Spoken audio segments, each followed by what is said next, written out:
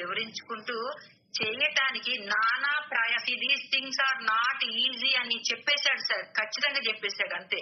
కానీ ఈ కానీ అన్నది ఎంత ఇంపార్టెంట్ సార్. ఈ అన్నదానికి స్పెసిఫిక్ గా చదవాలి సార్. ఈ కథా శ్రవణంలో ఏకాగ్రత తప్ప, కాన్సన్ట్రేషన్, మనసుని పట్టుకోవటం అంతే. ఈ యొక్క మనసు అంట సార్ సన్నటి దారం అంట సార్. నిజంగా ఏకాగ్రత ఇలా అనేటప్పటిగా తెగిపోద్దంట. ఆ దారం తెగకుండా పట్టుకొని మరి ఏ శ్రమ లేదు చూసారా. ఇది ఒక్కటే ఏకాగ్రతని పెట్టుబడి. అంటే ఏంటి ఏకాగ్రత అంటే ఏంటని అడుగుతున్నారా సార్? సార్ ఏకాగ్రత అంటే ఖచ్చితంగా ఒకటైతే నాకు తెలిసింది ఏంటంటే సార్, మనసు చాలా చంచలమైనది. అది ఒకే ఒక మాటలో చెప్పండి. ఒకటే ఒక మాట sir. I take some time sir. అక్క ఇంకేం లేదు బాబా తప్ప మనకు వేరే దేని గురించి ఆలోచన ఉండకూడదు. ఒక్కటి ఏకాగ్రత, బాబా పైన ఏకాగ్రత. బాబా పైన ఏకాగ్రత పెడితే మనకి ఏ శ్రమ లేదు, అంతా సుఖమే. ఇంకా ఏకాగ్రత అంటే నువ్వు ఏ పని చేస్తున్నావో ఆ పని మీద మన ధ్యాసని, దృష్టిని, మనసుని, సర్వేంద్రియాలని ఉంచడం. ఇప్పుడు డబ్బులు లెక్క పెట్టడం ఏకాగ్రత. ఇప్పుడు మీ దగ్గర 500 కత్తి ఇచ్చావు అనుకో, అప్పు ఎవరైనా నీకు బాకీ ఇవ్వాల్సిన వాళ్ళు, అప్పుడు ఎట్లా లెక్క పెడతావు నువ్వు? పైసా కూడా తప్పకుండా ఖర్చు పెడతాం. అంటే పొరపాటు. నెక్స్ట్ ఏకాగ్ర దాని మీద పెట్టి లెక్క పెడతాం. అంతా దాని మీద పెట్టి లెక్క పెడతాం. సాక్షి ఏమారిందా? ఇంకేమిరా, తలకిందులైపోద్ది బ్యాంకులో. ఇప్పుడంటే నోట్ల కట్లు వచ్చినాయి, ఏది మిషన్లు. దానికి ఏకాగ్రత అన్నాడు. ఇదే ప్రశ్నని రమణ మహర్షి గారిని ఒక పిల్లవాడు అడిగాడు. వేరే వాళ్ళు అడిగారు, ఏకాగ్రత అంటే ఏంటి అని. చెప్తానుండు అని చెప్పాడు. నేను పోవాలా చెప్పబోయా అన్నాడు. ఉండగా చెప్తాను అన్నాడు. అంత ఓర్పు లేనాడు బయట నువ్వు దగ్గరికి వచ్చి ఓర్పు ఉండబడ్డా. అదే కదా బాబా అడిగింది. సో ఇంత లోపల ఒక పిల్లోడు వచ్చాడు. బాబా నాకు భలే ఆకలి అవుతుంది, టిఫిన్ చేయలేదు, ఏదన్నా పెట్టండి అయ్యా అన్నాడు. అప్పుడు ఒరే ఏమున్నాయిరా అన్నాడు. ఎవరు? రమణ మహర్షి. దోశలున్నాయి. సరే ఆ దోశ తెచ్చిరా అన్నాడు. ఒకటే ఉంది, పొయ్యాల్సిన అంటే ముందర ఒకటి పెట్టినవాడు ఆకలితో ఉన్నాడు అన్నాడు. ఆ ఒకటి పెట్టారు. ఇంకొక దోశ తెచ్చే లోపల ఈడు ఆ ఒకటి తినేసి అట్లాగే ఉన్నాడు. 2 దోశలు తెచ్చారు. వాడికి ఏం పనిలే దోశ తుంచడం, నోట్లో పెట్టుకోవడం. పక్కన ఎంతమంది ఉన్నారా, ఎవరున్నారా అనేది చూడాల. ఇదిరా ఏకాగ్రత అంటే చెప్పాడు.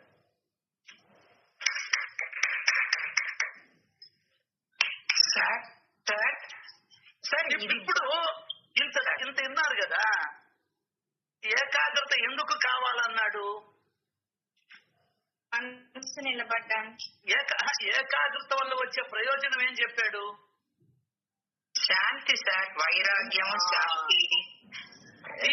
ఆమని చెప్తే శాంతి ఎప్పుడు కలుగుతుందంటే, ఏ ఆలోచన మనసులోకి రానప్పుడు శాంతి కలుగుతుంది. ఊరికి నామ చెప్పుకుంటే శాంతి కలగదు. దానికనే మనసు వెళ్ళిపోద్దని తాళాలు తప్పెట్లతో నామం చెప్తారు. ధ్యాస అంతా ఆ శబ్దాల మీద, నామం మీద ఉంటుంది. అర్థమైందా? చూసారా లేదో, ఆయన డప్పు కొడుతుంటే పద్మ తాళాలేసి ఆడిస్తా ఉంటది తల. అంటే మనసు ఎక్కడికి పోదు. బా ఎంత బాగుండింది అని అడుగుతున్నారు. అది ఏకాగ్రత అంటే.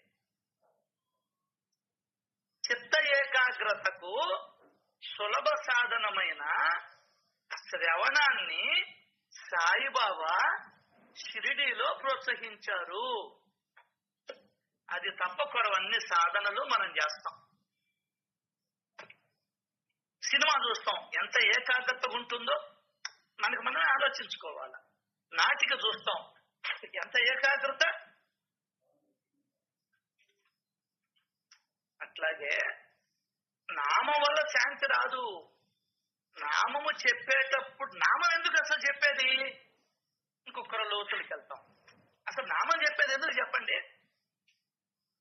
తుంగభద్ర డ్యాము, నాగార్జున సాగర్ డ్యాము ఎందుకు కట్టారు? ఆపేదానికి, నీటిని, మనస్సుని నిలిపేదానికి. నామం ఎందుకు చెప్పుకోవాలా? మనస్సును నిలిపేదానికి నామం చెప్పాలా?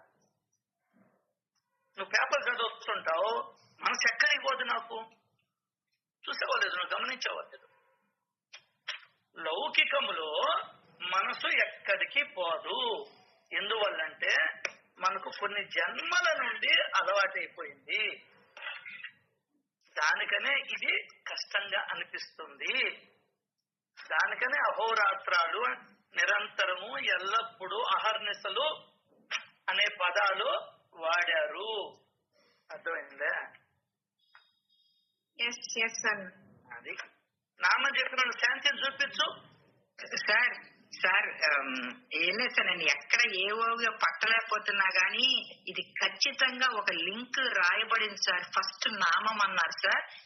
ఈ నామం జపం వల్ల ఈ యొక్క రాజసము తమో పోతది, దాని నుంచి అని లింక్ చెప్తున్నారు సార్. దాని తర్వాత నామం చెప్పిన వాడికి అంతా పోలేదు కానీ నేను ఆ లింక్ గురించి చెప్తున్నా సార్. అంటే ఇక్కడ నామం ఇదికోటి అక్కడ శాంతి అని వచ్చేసింది సార్ లాస్ట్ లో. ఎందుకంటే నామం గురించి ఎందుకు పోలేదంటే, ఒరే పిచ్చోడా, రోజు భాగవతాన్ని చదువుతావు, విష్ణు సహస్రనామాన్ని ఆవర్తన మీద ఆవర్తన చేస్తావు, నీ మనసు మారలేదే, బుద్ధి మారలేదే. శ్యామ మనవాడే కదా, ఏం తొలిగాయి వాడికి? కోపం తొలిగిందా? లోపం పోయిందా? పిచ్చోళ్ళమై ఉన్నావు మనం, సూక్ష్మం తెలియక. అయితే బాబా సచ్చరిత్రను ఇవ్వకుండా నామం చెప్పుకోమని చెప్పొచ్చుగా. దానికనే తెలిసి రామనామము చేయవే. ఇది నా అభిప్రాయం అండి. మీరు దీంతో ఏకీభవించవచ్చు, మీ పాటికి మీరు చేసుకోవచ్చు, దానికేం ఇబ్బంది ఏమండి.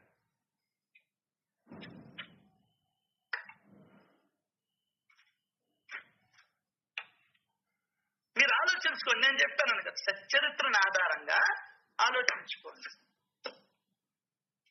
బాబా ఏం చెప్పాడు, మనం ఏం చేస్తున్నాం? అది శాంతి ఎందుకు ఇవ్వదు?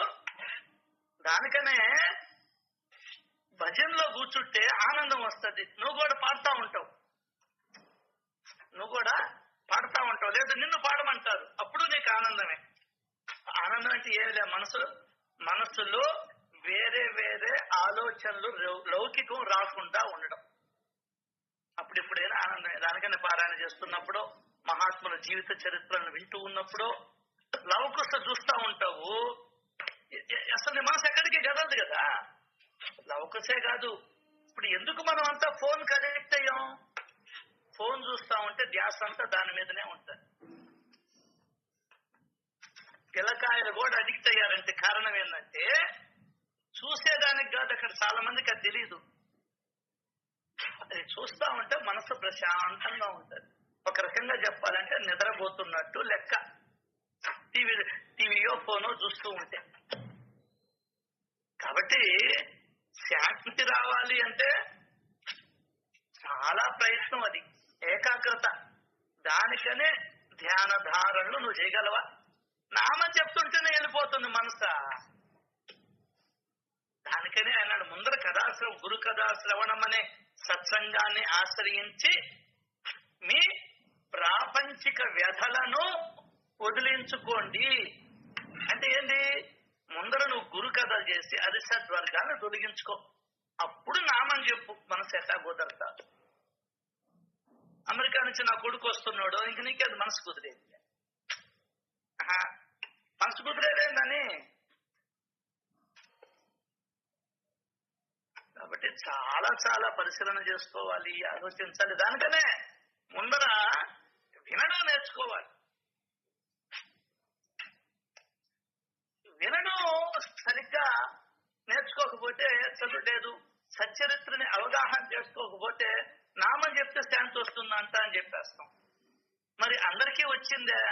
రాలా. రాదు కూడా. కావాలంటే మీరు ట్రై చేసుకోండి. మీరు ఆల్రెడీ చేస్తుంటారు, మనసు వెళ్ళిపోతా ఉంటది.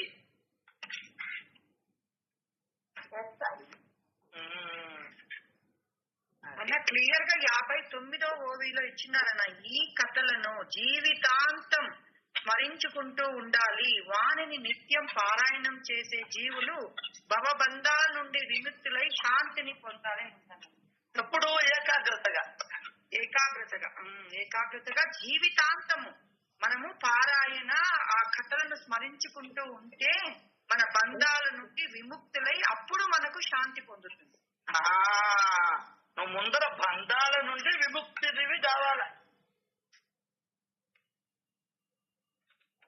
నువ్వు బంధాల నుంచి విముక్తి కాకుండా నువ్వు ఏ తక్కువరెవరు నువ్వు నేనేందా జరిగిన విషయం సున్నుండలు పెడితే ధ్యాస దాని మీద పోయింది. మలయాళ స్వామికి ఒరిడమ్మా ఇదేంద్ర నాయన అని చెప్పిన సున్నుండ డబ్బా ఇసురు కొట్టాడు.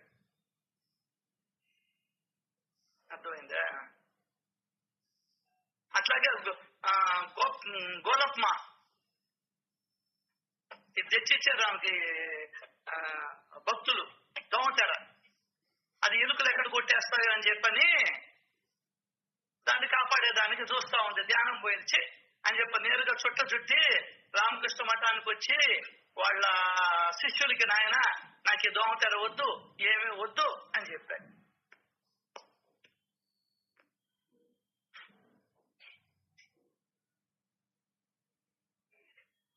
దానికనే ఈక మనకు అర్థం కాదండి.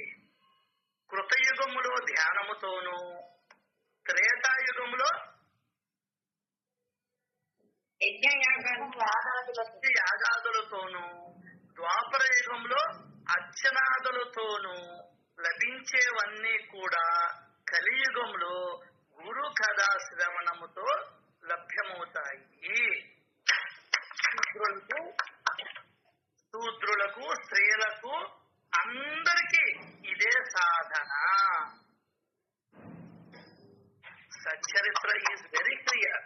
బట్ మనం అధ్యయనం చేయలే ఇప్పుడు దాకా, పారాయణ చేసుకుంటూ వచ్చాం కాబట్టి మనకు అర్థం కాదు. నిజం చెప్తే ఒప్పుకోరు. ఏం చేయాలా? అదమ్మ కథ. నామం చెప్పంగానే మోక్షం రాదు, ఏమి రాదు. అరిషద్వర్గాలు తొలగాల, వ్యామోహాలు తగ్గాల.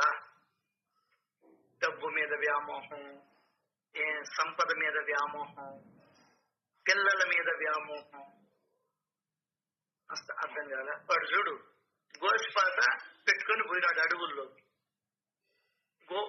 ఒక గోష్పాతని ఎలుగు కొట్టేసింది. ఎలుగు కొట్టేసిందని చెప్పని వాడు ఏం చేశాడు? పిల్లిని పెంచుకున్నాడు. పిల్లిని పెంచుకుంటే దానికి ఆహారం కావాలి కదా, పాలు కావాలి. పాలు బయట కొనాల ఎందుకులే అని చెప్పని వాడు గోవు ఇచ్చాడు. ఆ గోవును మేపేదానికి ఒక బనామని పెట్టుకున్నాడు. ఆమె రోజు పాలు పోస్తా ఉండేది. అర్థం కదా? ఈ గోవును కట్టేసేదానికి కొట్టం కావాలి. ఇవన్నీ ఎవడు చూస్తాడు? ఈ దగ్గర డబ్బు లేవు. లాస్ట్ కి ఆ పాలు బితికామనే పెళ్లి చేసుకుంటాడు.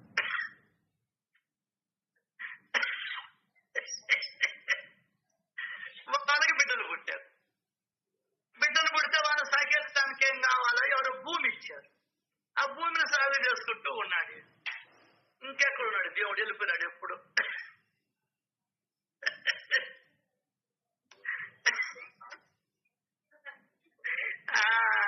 గోచిపాత నుంచి పెద్ద సంసారం దాకా వచ్చాడు. 3 కూతుర్లు 2 కొడుకులు. ఈ 3 కూతుర్లకు పెళ్లి చేయాలా? ఏం చేయాలా? రాజాశ్రయం పొందాలా, రాజుని పొగడాలా. దేవుణ్ణి పొగడం వదిలేసి రాజును పొగడటం ప్రారంభించాడు. వాడు డబ్బులు ఇస్తే కూతుర్లకి పెళ్లి చేశాడు. మళ్ళీ కొడుకులకి ఆస్తి కావాలి కదా, పొలాన్ని కౌలుకి తీసుకున్నాడు.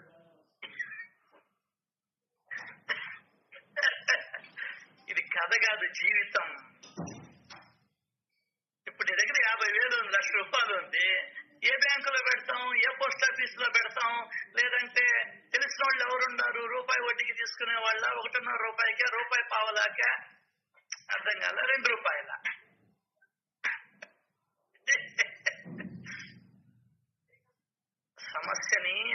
చేసుకోవాలా, అవగాహన చేసుకోవాలా, మనసుకు పట్టించుకోవాలా, అప్పుడే అర్థమవుతాయి అన్నీ కూడా. సచ్చరితలు యాజ్ ఇట్ ఈస్ గా ఉంటే లాభంలే. ఏం చెప్పాడు ఆయన? మునగండి, మునగండి, జ్ఞానరత్నాలు లభిస్తాయి.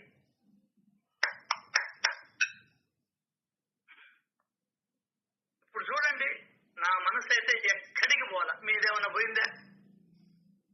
లేదు లేదు. అదే ఛాలెంజ్ చేస్తాను. నేను 10 నిమిషాలు 15 నిమిషాలు చెప్పాను. 5 నిమిషాలు నామని చెప్పు, చూస్తాం. ఇప్పుడే నువ్వు మీట్ లో నుంచి వెళ్ళిపోయి అంటే మ్యూట్ ఆఫ్ చేసి నామని చెప్పు, ఎక్కడికైనా వెళ్ళిపోద్దో ఉంటుందో చూస్తాం. ఛాలెంజ్ చేస్తాను.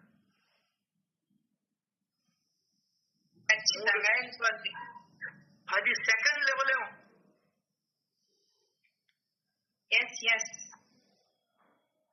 కాబట్టి ముందర వ్యామోహాలు తగ్గించుకోవాలి. భజనకు వచ్చినప్పటి నుంచి టైం చూస్తుంటివి నువ్వు. ఇంకేంది నీకు మనసు కుదిరేది?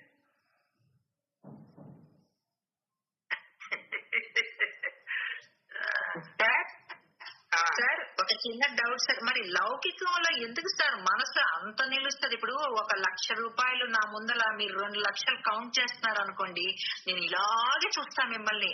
ఏది 1 లక్ష టైం పడుతుంది, 2 లక్షలు టైం పడుతుంది. అక్కడ ఎక్కడ కూడా నా మనసు ఇటు అటు వెళ్ళదు సార్, మీ వేళ్ల మీద ఆ నోట్ల మీద. మరి అక్కడెక్క కుదురుతుంది సార్? మరి వెరీ గుడ్, మంచి ప్రశ్న. ఎప్పుడైతే మనకు ఏది ఇష్టమో దాని మీద మనసు సులభంగా కుదురుతుంది. దానికి ప్రయత్నం పడలే, ప్రయత్నమే అవసరం లేదు. మోహమా అన్న? మోహమా? ఏంది అంతే కదా. అయితే అసలు ఊళ్ళో డబ్బులు లెక్క పెట్టుకుంటే నువ్వు నోరు తెరవడం ఏంది?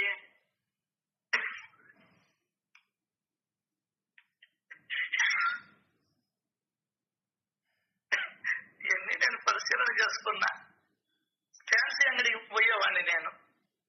వాడు ఇట్లా తీస్తాడు, దాంట్లో ఎన్ని 2000 కాగితాలు, ఎర్ర కాగితాలు. అప్పుడు ఎన్ని ఎర్ర కాగితాలు ఉంటాయా చూసేవాడిని. ఇదేంద్రా నేనా వాడి డబ్బులు అయ్యి నేనేంటి 2000 కాగితాలను చూస్తున్నాను. ఏదో దేవుడు ఆ పరిశీలన చేసేటువంటి ఇది దేవుడు ఇచ్చాడు కాబట్టి ఇవన్నీ మీకు చెప్పగలుగుతున్నా. లేకుంటే నా మొహానికి చిల్లరన్నట్లు బెల్లం చింతపండు పిసుక్కున్న వాడికి ఏం తెలుసు ఇవన్నీ? మీకు తెలిసిన దాంట్లో మీకు తెలిసిన దాంట్లో ఆవగింజలు వెయ్యో వంతు కూడా తెలియదు నాకు.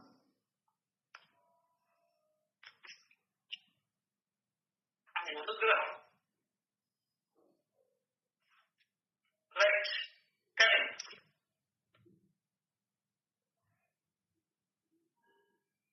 సార్ ఇక్కడ ఇంకొక గొప్ప డిఫరెన్స్ సార్. అసలు భాగ్యవంతులు అంటే ఎవరు, అభాగ్యవంతులు అంటే ఎవరని చక్కటి చిన్న మా పదంతోనే చెప్పేశారు సార్. ఎవరంటే ఈ యొక్క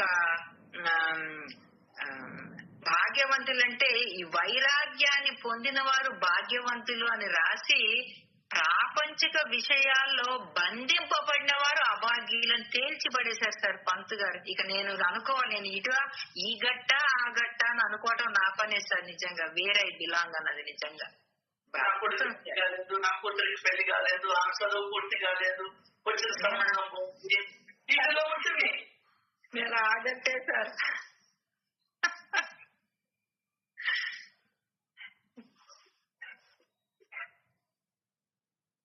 साईनाथ महाराज की जय साई.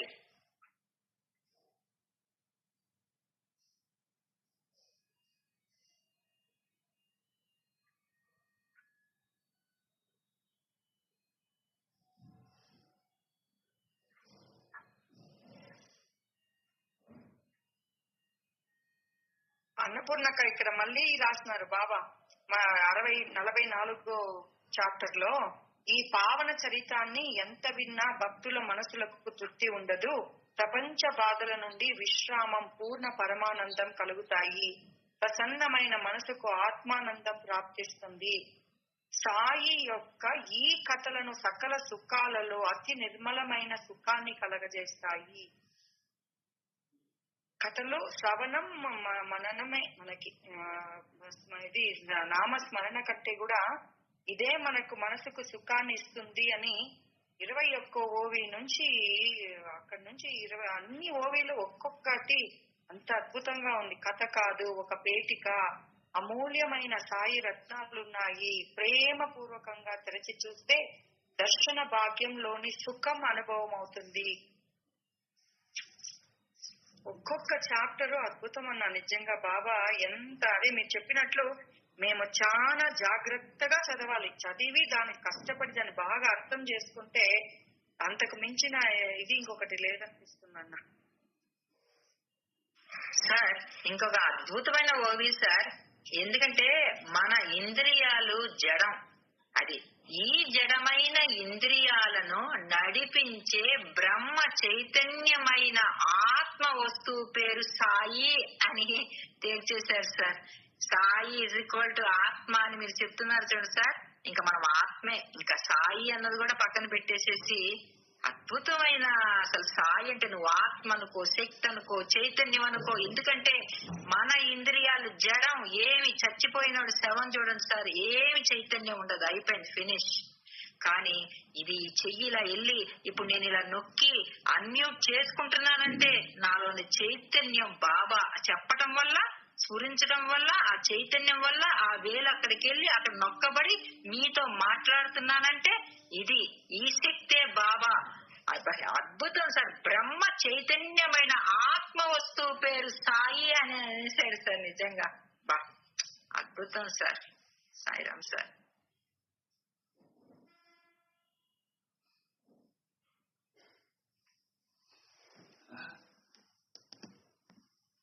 అదే బాబా అంటే ఎవరు అని చెప్పారు కదా సార్. అక్కడికి ఆపకుండా సార్ మళ్ళీ ఆ చైతన్య శక్తి లేని చోట లేదు, ఒక ఇంచు అసలు ఏది లేదు, అలాంటి ఆయన లేని ప్లేస్ లేదు. ఆయన మళ్ళీ ఏం చెప్పారు దాని నెక్స్ట్ సార్, అది లేని దశలో కూడా శూన్యం అన్నారు సార్. నెక్స్ట్ అది చెర, చూడండి, చెర అచరాలన్నిటిలో నిండి ఉంది. ఇక్కడ వెళ్ళిపోతుంది సార్. నెక్స్ట్ సార్, ఆ శక్తి సాయి రూపంలో అవతరించింది. అది ఆ శక్తియే సాయి రూపంలో అవతరించింది. అద్భుతం సార్. ఆ పని కోసం నేను ఎదురు చూస్తూ ఉన్నా, ఎదురు చూస్తూ ఉన్నా. బాబా సంకల్పించారు, వచ్చేసింది సార్.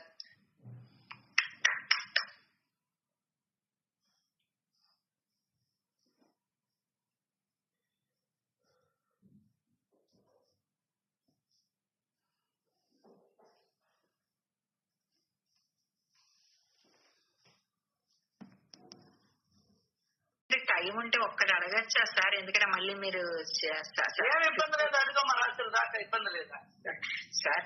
నాకు ద డిఫరెన్స్ బిట్వీన్ విద్య అంటే ఏంటి, శిక్షణ అంటే ఏంటి, ఇది ఎక్కడ పొందుతాం, అది ఎక్కడ పొందుతాం అన్న 4-5 డిఫరెన్స్లు చెప్పండి సార్. ఒకసారి ఇంకొకసారి సార్, ద డిఫరెన్స్ బిట్వీన్ విద్య అంటే ఏంటి, శిక్షణ అంటే మనం మామూలుగా లౌకికంలో శిక్షణ పొందారంట కదా సార్, అక్కడికి వెళ్ళారు, ఇది తెచ్చుకున్నారు, అదంటే ఏంటి, విద్య అంటే ఏంటి అనేది.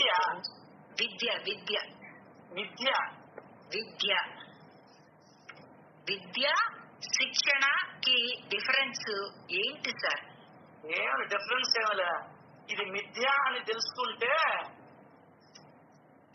ఇంకోటి మిథ్య కాదన్నా, విద్య, చదువు, విద్య, చదువు సార్. విద్య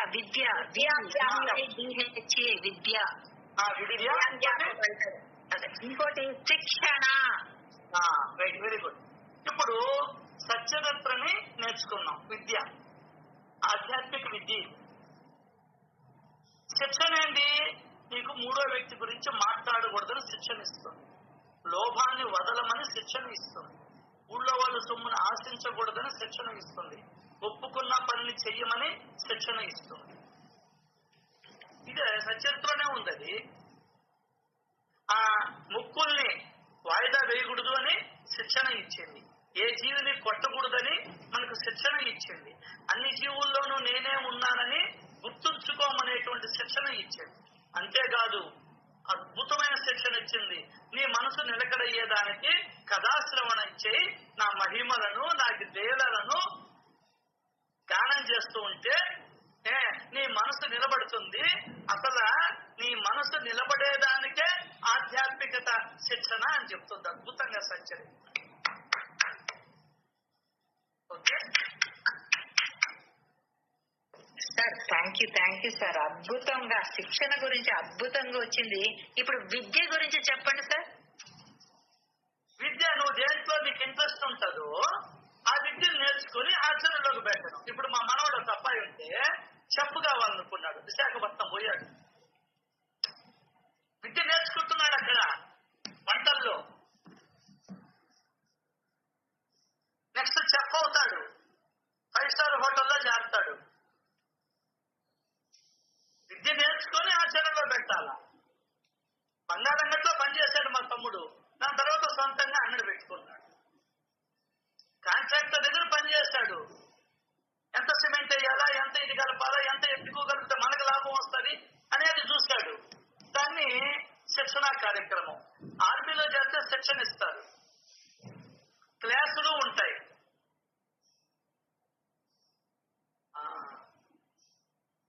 విద్య లేనివాడు వింత పశువు అన్నారు. స్త్రీలకు విద్యని నేర్పించలా మన వాళ్ళు. కాబట్టి ఇప్పటికీ మగ్గిపోతూ ఉన్నాం. అన్ని చెప్పుకుంటాం మనం, సామెతలుగానే ఉండిపోతాయి. మనిషి మనసులో మార్పు రావడం. దానికి వచ్చాడు పరంధాముడు భగవంతుడు. దానికి వచ్చాడు మన Sai. Clear? Thank you so much sir. Wonderful sir. ఒక్క మాట చెప్పొచ్చా సార్ విత్ పర్మిషన్? ఇప్పుడు నాకు అంటే ఏమనిపిస్తుందంటే ఈ శిక్షణ అన్నది డబ్బు పెట్టి నేర్చుకోది. అక్కడ డబ్బు ఖర్చు అవుతుంది. ఒక శిక్షణ పొందాలంటే నువ్వు డబ్బు ఇవ్వాలి. కానీ ఈ విద్య అన్నది మట్టికి డబ్బు అక్కర్లేదు అనిపిస్తుంది సార్. ఎందుకంటే మనం ఆ సాటి ఆయన ఉన్నారు కదా సార్, నాకు కొంచెం గుర్తులేదు, ఆ యొక్క బోధ, దాస బోధ, ఆ పుస్తకము అవన్నీ చేసిన ఆయన ఒక బోధ ఇచ్చాడు. అంటే బాబా అఫ్కోర్స్ బ్రహ్మాండంగా బోధ, అవన్నీ విద్యలే, మనకి డబ్బు లేదు, విద్య ఇచ్చారు. అంటే ఒక సద్గురువు మాత్రమే మనకు విద్య ఇవ్వగలడు. శిక్షణ అన్నది ఏ గురువు అన్నా లౌకికంలో మామూలు మనం సార్ అంటాం కదా సార్, యూనివర్సిటీస్ లో వాళ్ళు డబ్బు ఇవ్వటే మనకి సీటు దొరుకుతుంది, అలాట్ అవుతుంది, కూర్చుంటాం. అంటే అక్కడ డబ్బుతో పని, ఇక్కడ డబ్బు అక్కర్లేదేమో అని అనిపిస్తుంది సార్. విద్యకి అవసరం సార్. విద్యకి మహానుభావులు అడగరు కదా సార్. ఇప్పుడు బాబా దక్షిణ తీసుకున్నారు దేనికే? మనలో వైరాగ్యాన్ని కల్పించేదానికి అని రాస్తున్నారు చూడండి సచ్చరిత్రలో. సార్ దక్షిణ తీసుకున్నారు బాబా గారు. ఫర్ ఎగ్జాంపుల్ బాబాని అనట్లే నేను, ఇక్కడ బాబాని తేట్లే నేను. ఇంకా వేరే గురువులు ఉన్నారు కదా సార్, ఏదైతే దాసబోధ చేశారే, అదేంటి ఆ యొక్క గ్రంథం రాశారు విచార సాగరం అని, ఆయన ఒక బోధ చెప్పాడు ఆయనకి. ఏమని? ఇది చదువు అన్నది ఆయన ఏమి ఎక్స్పెక్ట్ ఏం చేయలేదు కదా సార్, డబ్బులు చేయలే, మామూలుగా పంపించేశాడు. కానీ బాబా గారు ఆ నెక్స్ట్ ది చదవటం కాదు, చదివిన దాన్ని ఆచరణలో పెట్టు అన్నది రెండవ గురువు గారు చెప్పితే బాబా గారు. కొంతమంది గురువులు ఉంటారు, వాళ్ళు ఏమి యాక్సెప్ట్ చేయకుండా కూడా విద్యని ఇస్తున్నారు. అయితే విద్యనిచ్చేది ఇటువంటి గురువులు వీళ్ళని లౌకిక గురువులతో కంపేర్ చేయకూడదేమో అని అనిపిస్తుంది సార్. అదొక్కటే నాకు కొంచెం ఇదైంది సార్. అంతే సార్. సాయిరామ్ సార్.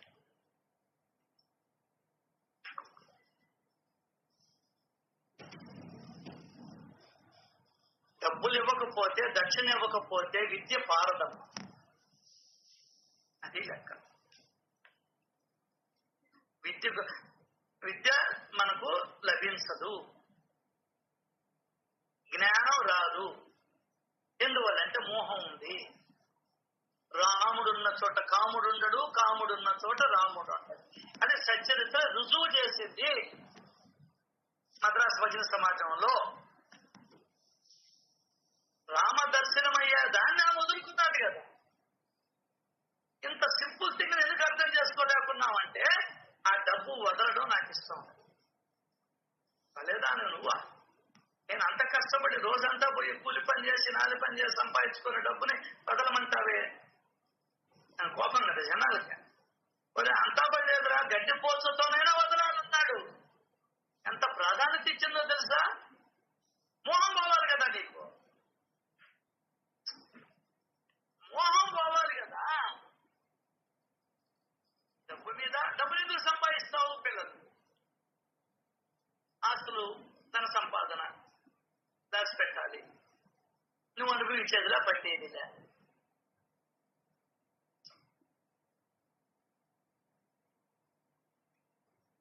చెప్పాడు కదా, ఒక్క లోపం ఉందా?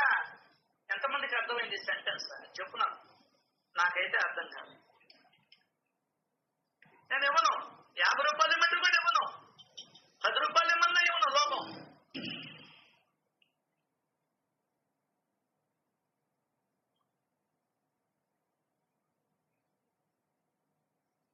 సాధనలన్నీ మట్టి కొట్టుకుపోతుంది.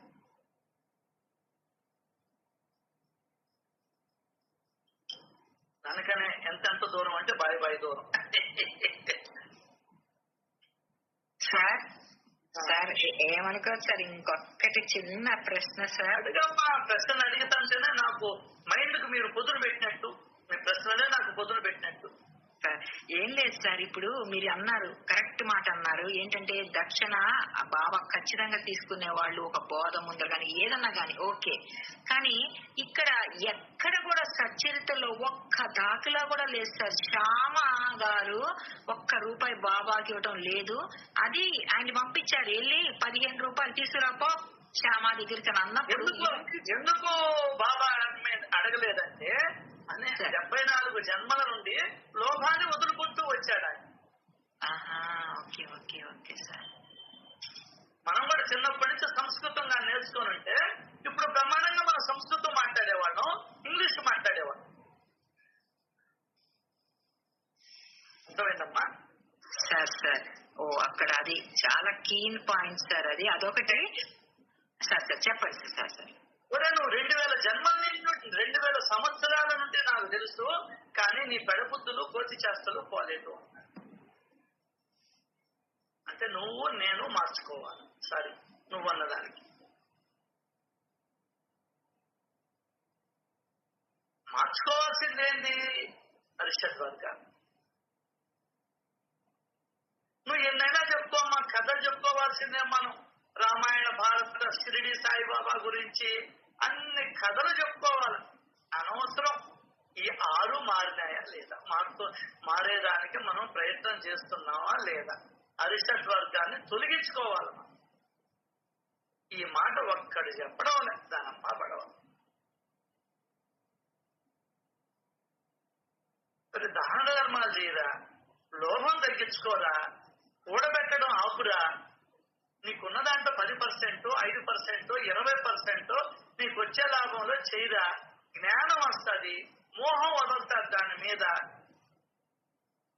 అర్థం కదా? పడే బాబాకి ఎవ్వరు లేదు. 50 రూపాయలు ఇస్తే నాకెందుకు అని చెప్పలేదే. అది కూడా చెప్పాడు, తిని ఎరగబాకండి, నేను ఇచ్చే డబ్బులు అని కూడా చెప్పాడు. అంటే ఏమని? నీ ఒక్క కడుపుకే చూసుకోబాక అందరి కడుపును చూడు అన్నాడు. ఆయన దగ్గర డబ్బులు తీసుకుని ఎవరికి ఏమీ చేయని వాళ్ళకి అందరి దగ్గర డబ్బులు వెళ్ళిపోయాయి. ఉండలా. ఎవరైనా చూసుకోబో, కావాలంటే 50 రూపాయలు 40 రూపాయలు అట్లా తీసుకున్న వాళ్ళ దగ్గర అంతా డబ్బులు పోయినాయి. ఎందువల్లంటే వాళ్ళ సొంతానికి వాడు. చాలా లోతుల్లో ఉంటుంది సచ్చరిత్ర. అది మీకు అంత దూరం వెళ్ళకూడదు, మనం నేను చెప్పను.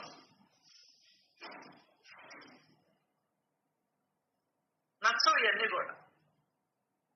ఎందువల్లంటే నేను నీ మనసుకు నచ్చినట్టు చెప్పాలి. అది ఎట్లా వీలు అవుద్దా? సత్యాన్ని అక్కడ తెలుసుకోమంటుంది.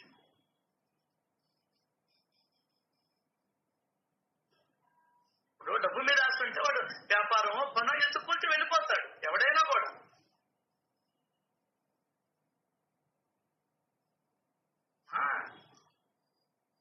500 రూపాయలు ఇవ్వలేక వెళ్ళిపోయినారు సత్సంగంలో నుంచి. ఒక మాట అంటే పడలేక వెళ్ళిపోయినారు. అది సార్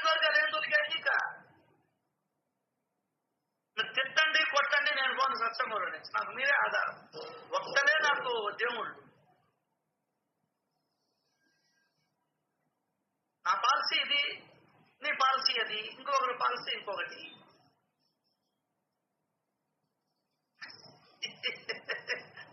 అదేనుకుంటా తెలియదు, అమాయకుడు. ఇంట్లో గోల్డ్ గిట్లు గుట్ట కూర్చొని ఉండాలి. ఇక్కడికి వచ్చి కూర్చుంటే జ్ఞానం వస్తుంది. ఛాలెంజ్ చేస్తే జ్ఞానం ఎక్కడ చెప్తారు? పదంబా పదంబా, ఎక్కడికి పోదాం, ఎక్కడికి రమ్మంటావు చెప్పు, ఏ యూట్యూబ్ ఏమంటావు చెప్పు. నీ గుండె, నీ మనసులో చెప్తుంది. సత్యం చెప్పేవాడి దగ్గరికి పోకుండా, నొప్పి తగలకుండా చెప్పాల. నేను మత్తు మందు కాదు, నొప్పి తగలకుండా బిడ్డను కోసేదాన్ని. పూర్వకాలంలో పన్ను నొప్పి అంటే ఏం చేసేవారో తెలుసా మీకు? కుర్చీలో కూర్చోబెట్టి చేతులు కాళ్ళు కట్టేసి పథకాన్ని తీసుకొని పన్ను పెట్టేవారు. అయ్యో మొదలో నేర్చేవాడు వాడు. ఏమి దెబ్బ తగలకుండా నీకు చెప్పాలి. ఎందుకు చెప్పేది నీకు దెబ్బ తగలకుండా? నీ గురించి ఏమన్నా ప్రస్తావన చేస్తున్నానా? సుమలత, వసుంధర, ఆదిలక్ష్మి, స్వరూపమ్మ అని చెప్తున్నానా? నీకు చెప్తున్నాను అనుకోవాలి నువ్వు. నాకు చెప్తున్నారని నేను అనుకుంటాను. ఎవరికి వాళ్ళు నేర్చుకునే ప్రయత్నం జరగాలి. చెరువు మీద అడిగితే ఎండిపోద్ది, గబ్బు కొట్టది ఇంటికి పోతే. నీ పెళ్ళం కూడా నీ దగ్గరికి రాదు చెరువు మీద అడిగితే.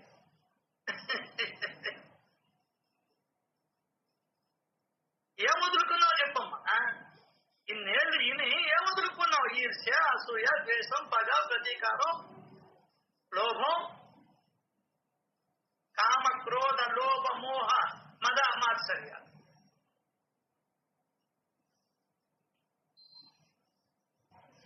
ఏం వదులుకున్నావు? భగవంతుడు కూడా నువ్వు ఏం వదులుకున్నావో చూస్తాడు, ఏం పట్టుకున్నావో చూడు. అసలు భగవంతుడు అంటేనే వదలపట్టడు.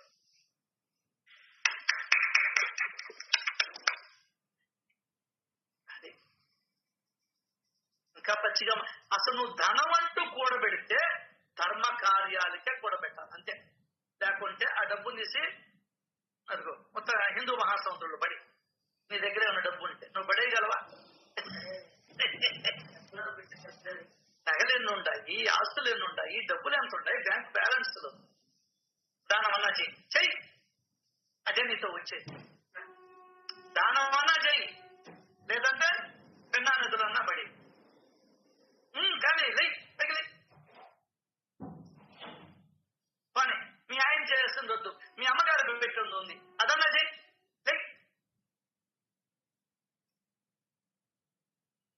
లేదు మీ అమ్మగారు పెట్టిన దాంట్లో కాలు భాగం చెయ్యి, కాలు భాగం చెయ్యి. హిమద్రపంత్ ఏం చెప్పాడా? ధనం అంటూ సంపాదిస్తే ధర్మ కార్యాలకే ఖర్చు పెట్టాలి చెప్పాడా లేదా? అయితే ఎందుకు 50 లక్షలు దాచిపెట్టుకొని ఉండవు, ₹1 కోటి దాచిపెట్టుకొని ఉండవు? విద్య నేర్చుకున్నాను, ఆచరణేది? ఆచరణేదని. కాబట్టి మనకు జన్మలు పడుతుంది. ఈ చదువు దేనికి? మోక్షానికి దారి తీయాలి, వదులుకునే దానికి దారి తీయాలి. కొన్ని వేల గంటలు కష్టపడి సంపాదించిన డబ్బు గొంతు చించుకొని, అప్పుడు మైకులు లేవు, 5,000 మంది కూడి ఉంటే 5,000 మందికి వినబడేటట్టు చెప్పేవాడు. చివరి వాడికి కూడా ఆ గొంతు చించుకొని డబ్బులు తీసుకొని వచ్చి ఇస్తే కలకత్తాలో మురికివాడల్లో ఉన్నటువంటి వాళ్ళ బాగోగులకి, కలరా వ్యాధి నిర్మూలనకి ఖర్చు చేశాడు వివేకానంద. ఎప్పుడు డబ్బులు అడుగుతుంటాడు. అయ్యా 50 నొకదాం, రేపు కుక్కలోకో పందిలోకి పోతా నేను. నీకేమమ్మా, నువ్వు దేంట్లోకి పోయినా ఇష్టపడతావు, అసలు నీకు ఆ ధ్యాస కూడా ఉండదులే. నేను అట్లేదమ్మా తల్లే, ఈసారి పుడితే జన్మ లేకుండా అన్నా చేసుకోవాలా, లేదంటే ఈ కష్టాలు ఉండకూడదు. కష్టాలు పడ్డావడికి తెలుస్తుంది, నీకేం తెలుస్తుంది?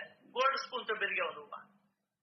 ఏ గుడ్డ కావాలంటే ఆ గుడ్డ కొనిచ్చా, సైకిల్ కావాలంటే సైకిల్, మోటార్ బైక్ కావాలంటే మోటార్ బైక్, 7,000 రూపాయల చెప్పులు మా దగ్గర ఉంటుంది, మాకెక్కడుంది పోస్టరా? అడక తింటుంటివా? పురుగులు బియ్యం తింటివా? నీకేం తెలుస్తుంది మా బాధ? కడుపులో నుండి వచ్చిన మాటలు, ఈ గుండె లోతుల్లో నుంచి వచ్చిన మాటలు స్వీకరిస్తే స్వీకరిస్తులని వదిలిపాడవచ్చు. ఎవడు బతిలో అన్నాడు మిమ్మల్ని రమ్మని? ఎవరు బతిలో అన్నారంట? నేనేమన్నా మీ ఇంటికి వచ్చి అడిగానా? ఇట్లాగే ఉంటాయి నా మాట. మళ్ళీ చెప్తున్నాను మీకు, ఈ ప్రపంచంలో మీ శ్రేయస్సును కోరేవాడు ఈ రమేష్ తప్ప ఇంకొకడు టార్చ్ లైట్ వెతికినా మీ ఇంట్లో గానీ బయట పంపంలో గానీ చిక్కరు మీకు. ఖచ్చితంగా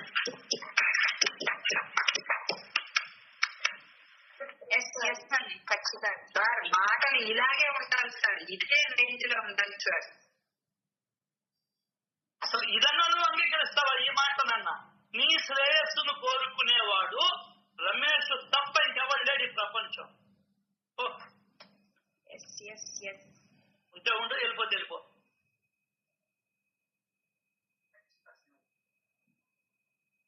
అందరూ పైపోతారు చెప్తారు. నిన్న మధ్యాహ్నంగా పోయి రాత్రి 10కి వచ్చాం. మీరు ఇచ్చిన డబ్బులతో ఆ మూగజీవాలకు అందించి, అదిగో లిఖిత వాళ్ళ ఆయనే వచ్చింది, అడుగు సాక్ష్యం. నీ అకౌంట్లో వేసాడా దేవుడు? నా అకౌంట్లో వేసాడు. ఎవరి అకౌంట్లో వేసాడు?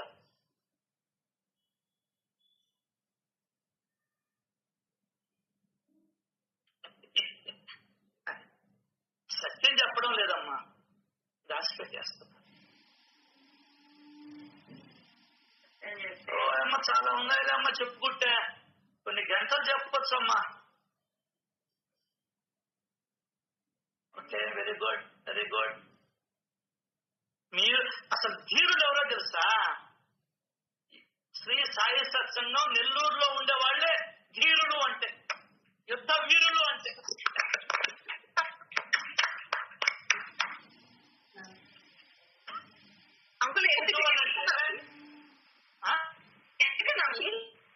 ఎంత తోటాలకి, మాటలకి, బాణాలకి మీరు నిలబడితే మీరు ధీరుడు, నిజమైన వనితలు.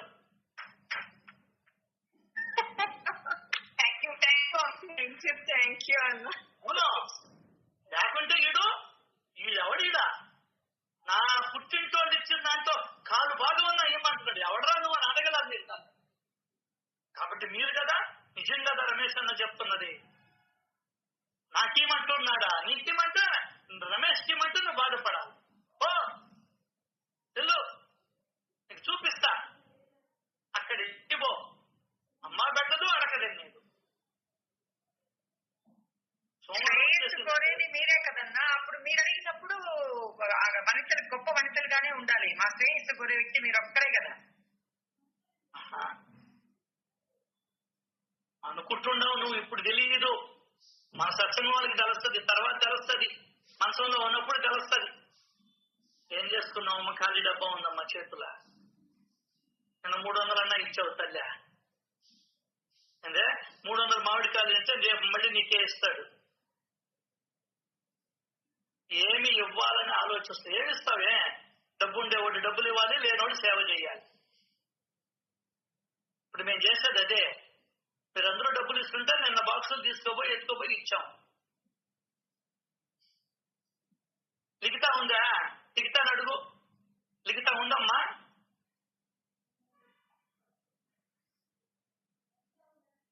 లేదా ఈరోజా?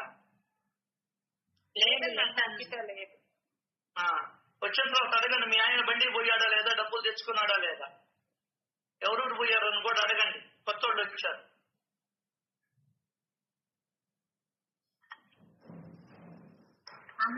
పెట్టారు, వీడియో పెట్టారన్నా. నేను పెట్టా వీడియో. మీరు కాదు, ఆయన పెట్టారా? రంగనాథం సుబ్బారావు గారు, మీరు తప్పనే ఉందమ్మా. మీరు నన్ను నమ్ముతారు, నేను మిమ్మల్ని నమ్ముతాను. ఇది సంగతి. దొరికిందమ్మా, మన కళ్ళెదురుగానే చనిపోతున్నారమ్మా. ఒక్క నెల 2 నెలల లోపల 4 చనిపోయారమ్మ ఇక్కడ. ఇప్పుడు ఎక్కడుంటారమ్మా వాళ్ళ చనిపోయిన వాళ్ళ? అదే అడిగా నేను. ఈ చంద్రలేఖమ్మని వాళ్ళ అమ్మ వాళ్ళ అంటే కూర్చొని వాళ్ళ అక్క వాళ్ళు, అమ్మ వాళ్ళు ఎక్కడికి పోయి ఉంటారమ్మా ఇప్పుడు?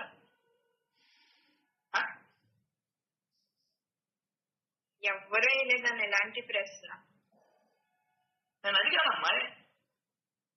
అవును, అడుగు అమ్మాయిని అడిగానో లేదో. ఈ విధంగా అడిగితే కదన్నా అప్పుడు కాస్త అర్థం అవుతుంది. భయం పుట్టబడలేదు ఇంకా, భయం లేదు, భక్తి లేదు. నన్ను కూడా అడిగాడు అంకుల్ వాళ్ళు, ఆయన ఎక్కడికి వెళ్ళాడమ్మా చనిపోతే కింద పోయి వస్తాయి. నా కళ్ళెదురు కానీ 2 నెలల లోపల 4 ఎగిరిపోయినారు. రేపు నేను ఎగిరిపోవచ్చు, నువ్వు ఎగిరిపోవచ్చు. ఎవరికెవరు శాశ్వతం? ఎవరికెవరు ఈ లోకంలో ఎవడికి ఎరుక? ఏ జన్మ ఎవరి జన్మ ఎటుపోతుందో ఆ సాయికే తెలుసు. తమాషా ఉంది జనాలకి. ఇష్టం వచ్చినట్టు ఇష్టారాజ్యంగా బతికేస్తున్నాం. వాయిస్తాడు ఎక్కడ? అక్కడ ఇవ్వటం ఉంటది. పల్లెటూరులో మేము అనేవాళ్ళం పొప్పడా వేస్తాడని. అప్పుడు తెలుస్తుంది. ఒక్కొక్క అరుపు నీ మీద పడుతుంటే దెబ్బ అన్ని గుర్తుకొస్తాయి. పట్లాప్పుడు ఆ చేపట్టుకోదా ఏరా వాడికి ఆ చేతం మీద ఏరా 10 కొరడా దెబ్బలు అంటాడు. ఎందుకు పట్టుకున్నానా ఆ పిల్ల చెయ్యినా? అప్పుడు తెలుస్తుంది నాయన, ఇప్పుడు తెలియదా?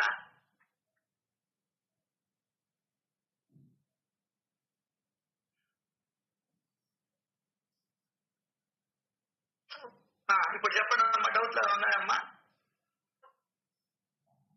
ఇంకేం డౌట్లు సార్? మైండ్ బ్లాక్ అయిపోయి కూర్చొని ఏంట్రా బాబోయ్ అని భయం వేస్తుంది సార్. ఇన్నాళ్ళు సండే అంటే భయం, ఈ రోజు ట్యూస్డే సార్. ట్యూస్డే అంటే కూడా భయం మొదలైంది సార్. నిజంగా నిజమే కదా సార్ మీరు అన్న మాట. అంటే నా జీవితంలో మొన్న నెల క్రితం అయింది కదా సార్. మా అన్నయ్య 41 రోజు సార్ ముద్ద అన్నం లేకుండా అలా పడున్నాడు సార్. ఇటు ట్యూబులు పెట్టేశారు, అటు గొట్టాలు పెట్టేశారు, ఇటు కన్నాలు పెట్టేశారు. 41 రోజు పడి పడి పడి పడి పడి వస్తాడు, ఇంకా రేపు వచ్చేస్తున్నాడు అని అనుకునేటప్పుడు 9:30కి గాన్. ఏమైపోయాడు? ఎట్టెళ్ళిపోయాడు సార్? ఏమైనా ఎత్తుకుపోయాడమ్మా? ఇది పాయింట్ కి వచ్చారు సార్ మీరు. ఏం తీసుకెళ్లాడు? కోట్ల ఆస్తి, గాల్ఫ్ సెంటర్ లో పెద్ద ల్యాండ్లు, కోట్లు చేసేస్తాయి అవి. ఉన్న అపార్ట్మెంట్ అసలు అద్దె ఎంతో 1.5 ఉంటాడు. మళ్ళీ 4.5 లక్షల అద్దెకి వెళ్తాడంట. దాని తర్వాత కొత్త ఇల్లు కట్టబోయి ఇన్ని ప్లాన్లు పెట్టుకొని ఏమీ లేకుండా సార్ ఆ శవాన్ని తీసుకొచ్చి ఇట్లా కట్టేసినప్పుడు ఆ బొటన వేలు కట్టేసేసి ఆ చేతుల్ని ముందు పెట్టేసేసి ఇలా చేసినప్పుడు మీరన్న పాయింట్లే నాకు గుర్తొచ్చింది సార్. ఏం తీసుకెళ్ళావు పార్సాతి, ఏం తీసుకెళ్ళావు నువ్వు పార్సాతి అని నాకు పిచ్చెక్కింది సార్. నిజంగా ఇంత తపన పడ్డాడు సార్. రాత్రి పగలు అమెరికాకి వెళ్ళి 2 రోజులు తలెత్తుకొచ్చేసాడు. ఇక్కడ మునిగిపోయి చచ్చినట్టు. చూడండి సార్, అమెరికాలో ఉన్నా బతికిపోయేవాడు. ఆ జబ్బు అక్కడ వచ్చినా ఇమ్మీడియట్ గా అమెరికన్ ట్రీట్మెంట్ ఎక్సలెంట్ గా ఉంటుంది సార్. పరుగును వచ్చేసాడు సార్. ఇక్కడ రిజిస్ట్రేషన్ ఏమైపోతాయని వచ్చి ప్రాణాలు పెట్టేసి వెళ్ళిపోయాడు సార్. నిజంగా ఏం తీసుకెళ్ళావు, ఏం తీసుకెళ్ళావు అని ఇదే ప్రశ్న నన్ను వేధించింది సార్. తపన మామూలు తపనగా సార్. డ్రైవర్లు రాకపోతే ఊరుకునేవాడు కాదు, దుమ్ముల్లో వెళ్ళిపోయేవాడు. ఏంటి ఆయనకి ప్రాబ్లం ఉంది, లంగ్ ప్రాబ్లం ఉండి కూడా ఆ డబ్బు కోసం సార్ ఎంత తపన పడిపోయాడంటే దుమ్ముల్లోకి వెళ్ళిపోయి, ధూళుల్లోకి వెళ్ళిపోయి, బాడీ సహకరించలా, వద్దు వద్దు అన్నా కూడా డబ్బే కనిపిస్తుంది. చూడండి, ఒక్క రూపాయి తీసుకెళ్ళగలిగాడు సార్. అదే అనిపించింది సార్. తుచ్చమైన దీనికోసం ఇంత తపన. అందుకే సార్ మా వాడిని ఎప్పుడు అడగను.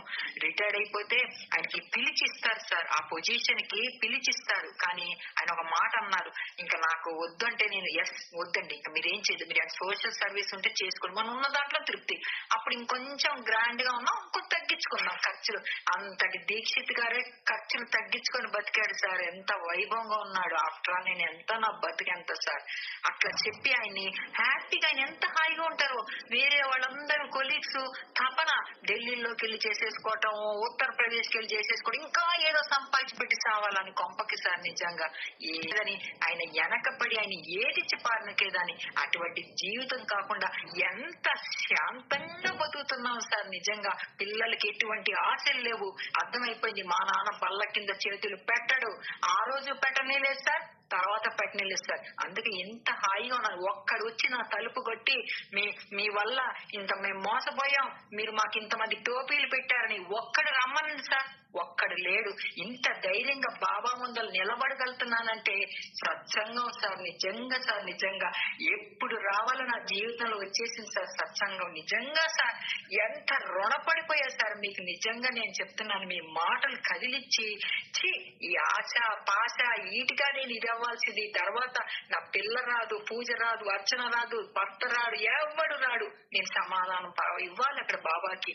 అందుకే సార్ నిజంగా నిజాయితీగా బతుకుతే ఎంత ఆనందంగా ఉంటదని చెప్పి, పేదరికం అవ్వని గౌరవంగా ఊరేగటం అన్నది అన్నారు చూడండి సార్, అది చాలు నాకు. ఈ జీవితం చాలు సార్. Very very happy.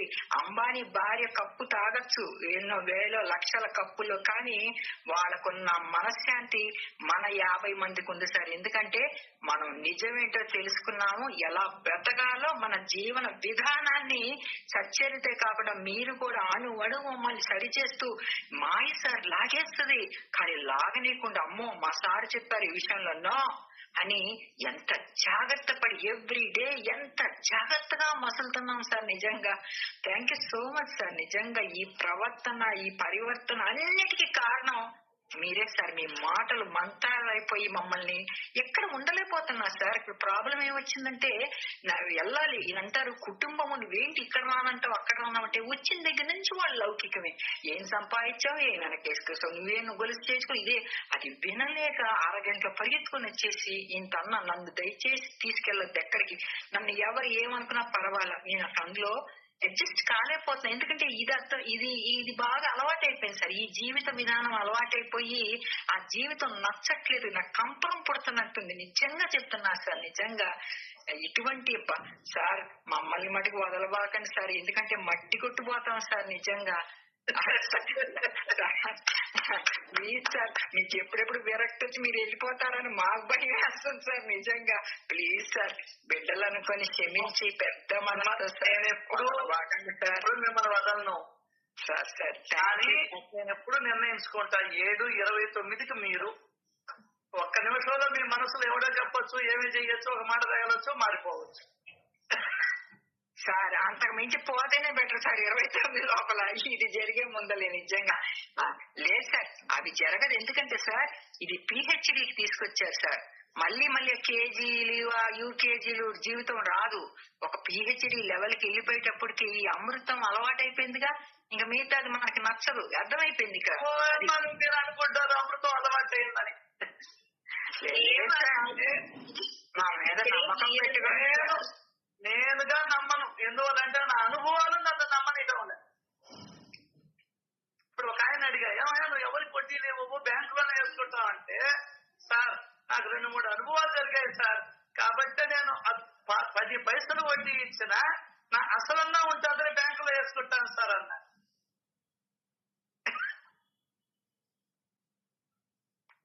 ఎందుకంటే సార్ వాళ్ళకి రమేష్ సార్ లాంటి సారు లేరు కాబట్టి. అది అక్కడ గురువు నాగుపాము లాంటోడు కావాలి. వానపాము వాడైతే అలాగే ఆలోచిస్తాడు, నాగుపాముడు గడుక్కని మింగేస్తుంది అంతే. That's it.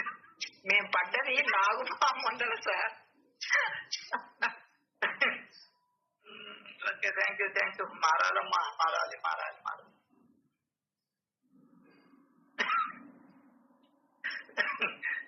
ఇది సత్సంగం అంటే. నిజాన్ని నిఖాస్తుగా మాట్లాడుకోవడం సత్సంగం.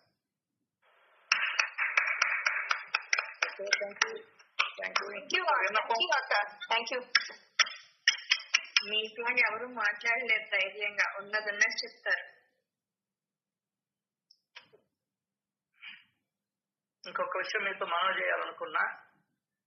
పాపం ఆయన తెలుస్తానే ఉంటాడు, అంటే చెప్పలేదని అంటారని చెప్తున్నా. సిద్ధేశ్వరం పోతున్నాం 10 గంటలకి, లేకుంటే 11కైనా పోతాం. ఈరోజు లేదు, రేపైనా పోతాం. మీకే ఛాన్స్. ఎవరన్నా వచ్చే పని అయితే 2 రోజులు అక్కడ ఉండేటానికి, ఇంకేమి లే. వచ్చే పని అయితే రండి. నువ్వు బలవంతం. అందరూ ఎవరైనా వచ్చే పని ఫోన్ చేయండి. ఆత్మకూరు బస్ స్టాండ్కి వస్తే అక్కడి నుంచి ఉదయగిరి బస్సు ఉంటుంది. ఉదయగిరిలో దిగి అక్కడి నుంచి ఆటోకి 800 ఏమో చెప్తున్నారు. 5-6 మంది ఎక్కొచ్చు. అక్కడ 8 మంది దాకా ఎక్కొచ్చు. అక్కడ ఒక 2 రోజులు కాశీనాయన దగ్గర సేద తీరి వస్తామని అనుకున్నాము. కాబట్టి వచ్చేవాళ్ళు రావచ్చు, లేనోళ్ళు హ్యాపీగా. ఈ 2 రోజులు రానోళ్ళు ఉంటే అక్కడ సిగ్నల్స్ ఉండవు. అన్నపూర్ణమ్మ గారు కానీ, లక్ష్మి ఇప్పుడు బిజీలో ఉంది, ఆయన రాలేదు. అన్నపూర్ణమ్మ గారు కానీ, దేవి గారు కానీ, ఇంకా మీరెవరైనా కూడా కండక్ట్ చేసుకోండి. Thank you. పోతున్నావు కానీ అన్న, ఎప్పుడు తిరిగి కావట్లేదు వచ్చేదే. తిరిగి కాదు, అక్కడేమన్నా ఉంటాం 10 రోజుల. వచ్చే శుక్రవారం శనివారం మీ దగ్గరకు వచ్చేస్తా. సరే సరే సరే అన్న. ఎందుకు కూడా చెప్తున్నానంటే, మనం చెప్పకుండా పోయామని అంటారు. రాకపోయినా కూడా ఈ మాట వస్తుంది జనరల్ గా. మనం చెప్తే మేము రావా, మేము పరాయి వాళ్ళం అయిపోయామా, ఎందుకు రాదు? దానివల్ల ఒక మాట చెప్తున్నాను మీకు.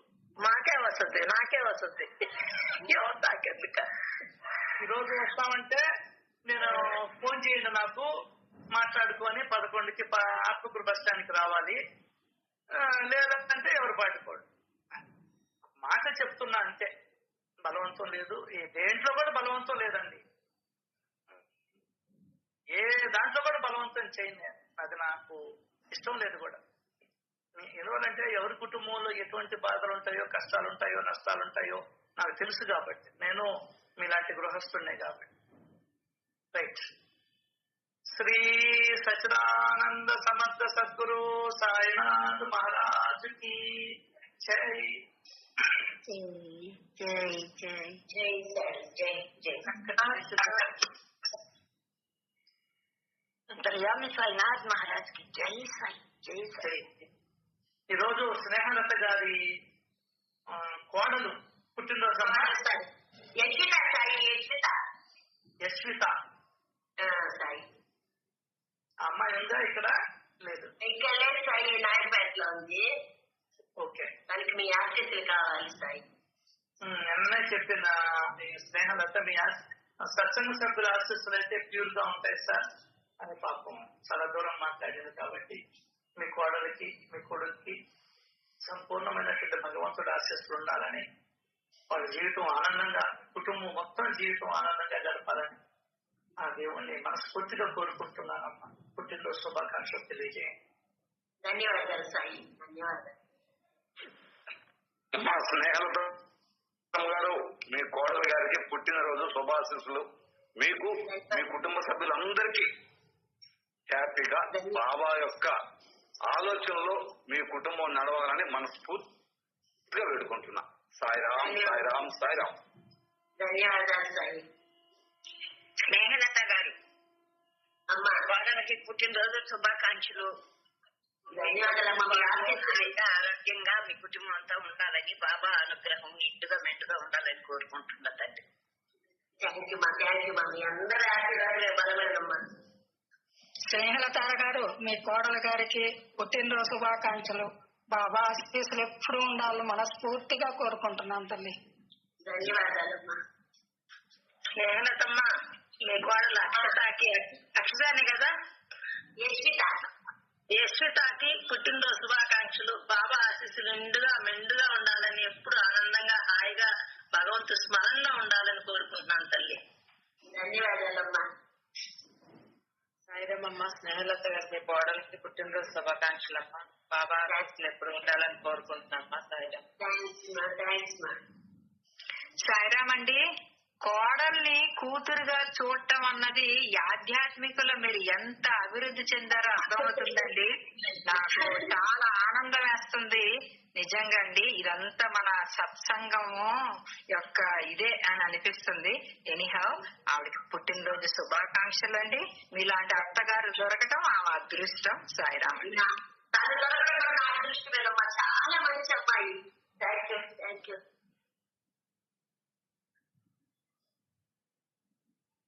మా స్నేహలత బర్త్డే చెప్పండి స్నేహలత గారు. All the best. Thank you. మీ అందరి ఆశీస్సులు ఆ అమ్మాయికి దక్కాలి, తను సంతోషంగా ఉండాలనే నేను ఈరోజు బాబాని వేడుకున్నాను, సాయిని అడిగాను. స్నేహలత, మీ కోడలికి పుట్టినరోజు శుభాకాంక్షలు. బాబా ఆశీస్సులు మెండుగా ఉండాలని కోరుకుంటున్నానమ్మా. థ్యాంక్ యూ మా. స్నేహలత అమ్మా స్నేహలత, మీ కోడలికి పుట్టినరోజు శుభాకాంక్షలు. బాబా ఆశీస్సులు మెండుగా ఉండాలని కోరుకుంటున్నాను. Thank you.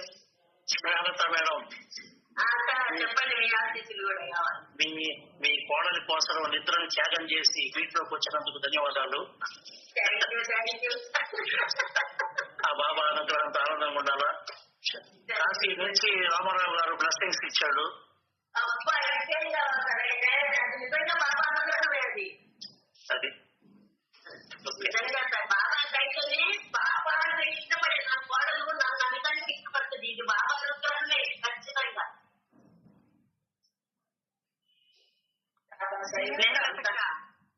అమ్మా, మీ కోడలికి పుట్టినరోజు శుభాకాంక్షలు అక్క. బాబా బ్లెస్సింగ్స్ ఎప్పుడు నిండుగా మెండుగా ఉండాలని మనస్ఫూర్తిగా ప్రార్థిస్తున్నాను. Thank you. స్నేహలత అక్క, మేడం, మీ కోడలికి జన్మదిన శుభాకాంక్షలు. Thank you. హ్యాపీ బర్త్డే చెప్పండి ఆంటీ. ఖచ్చితంగా మీ అందరి ఆశీస్సులే తనకి అందజేస్తాను నేను. బాబానే మీ అందరిలో బాబానే పలుకుతున్న ఆశీస్సులు ఇవన్నీ. మీ కోడలికి పుట్టిన శుభాకాంక్షలు. హాయిగా ఉందామని పూర్తి కోరుకుంటున్నానమ్మా. థ్యాంక్ యూ బేబీ గారు. ధన్యవాదాలు మీ ప్రేమ. శ్రీలత గారు, అమ్మా, మీ కోడలి జన్మదిన శుభాకాంక్షలు. ఆ దంపతులు ఆ పాప ఆశీస్సులతో నిండుగా మెండుగా బాగా హాయిగా ఉండాలని అప్పుడు ఆ పాపను ప్రార్థిస్తున్నా. శ్రీలత గారు, thank you sir. Thank you. మీ కోడలికి జన్మదిన శుభాకాంక్షలు. థ్యాంక్ యూ మా. స్నేహలత గారు, మీ కోడలికి పుట్టినరోజు శుభాకాంక్షలు. బాబా ఆశీస్సులు ఎప్పుడు ఉండాలి. Thank you. జై సాయి. చెప్పండి సాయి. ఇప్పుడు మా స్నేహలత గారి కోడలు పుట్టినరోజు శుభాకాంక్షలు. సాయిబాబా ఆశిస్తుంది. Thank you Sai. స్నేహలత గారు, ధన్యవాదాలు. చెప్పమ్మా. విశ్వితకు పుట్టినరోజు శుభాకాంక్షలు. మా బాబా ఆశీస్సులతో మీ కుటుంబం అంతా ఆరోగ్యంగా ఉండాలని మనస్ఫూర్తిగా ప్రార్థిస్తున్నాను. Thank you so much. Thank you. Snehalatha గారు, మీ కోడలు పుట్టినరోజు శుభాకాంక్షలు. అమ్మ, బాబా ఆశీస్సులు ఎప్పుడు ఉన్నాయి, ఇంకా ఉండాలని కోరుకుంటున్నాను. థ్యాంక్ యూ మా. స్నేహలత గారు, మీ కోడలికి పుట్టినరోజు శుభాకాంక్షలు అండి. థ్యాంక్స్ మా. స్నేహలత మేడం, మీ కోడలికి శుభాకాంక్షలు. Thank you.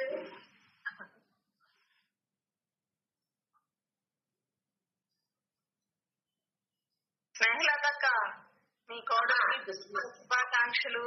బాబా సన్నిధిలో బాబా సేవలో ఉండాలి, హ్యాపీగా ఉండాలక్క. Thank you. థ్యాంక్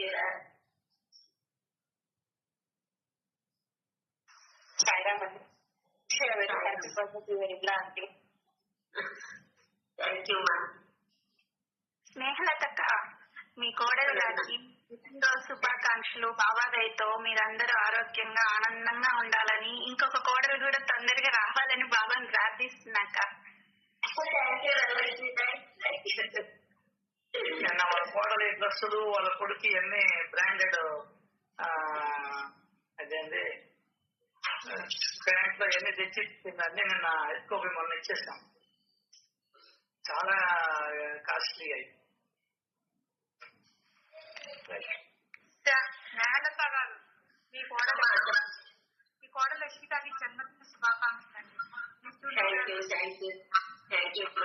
చాలా ఆయుర ఆరోగ్యాలతో పుస్తకాలతో చల్లగా వస్తుంది.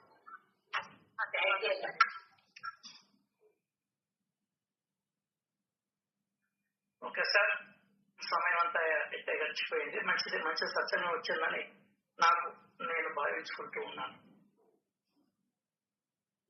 మీ అందరికీ ధన్యవాదాలండి. ధన్యవాదాలు. ఉంటాను సార్.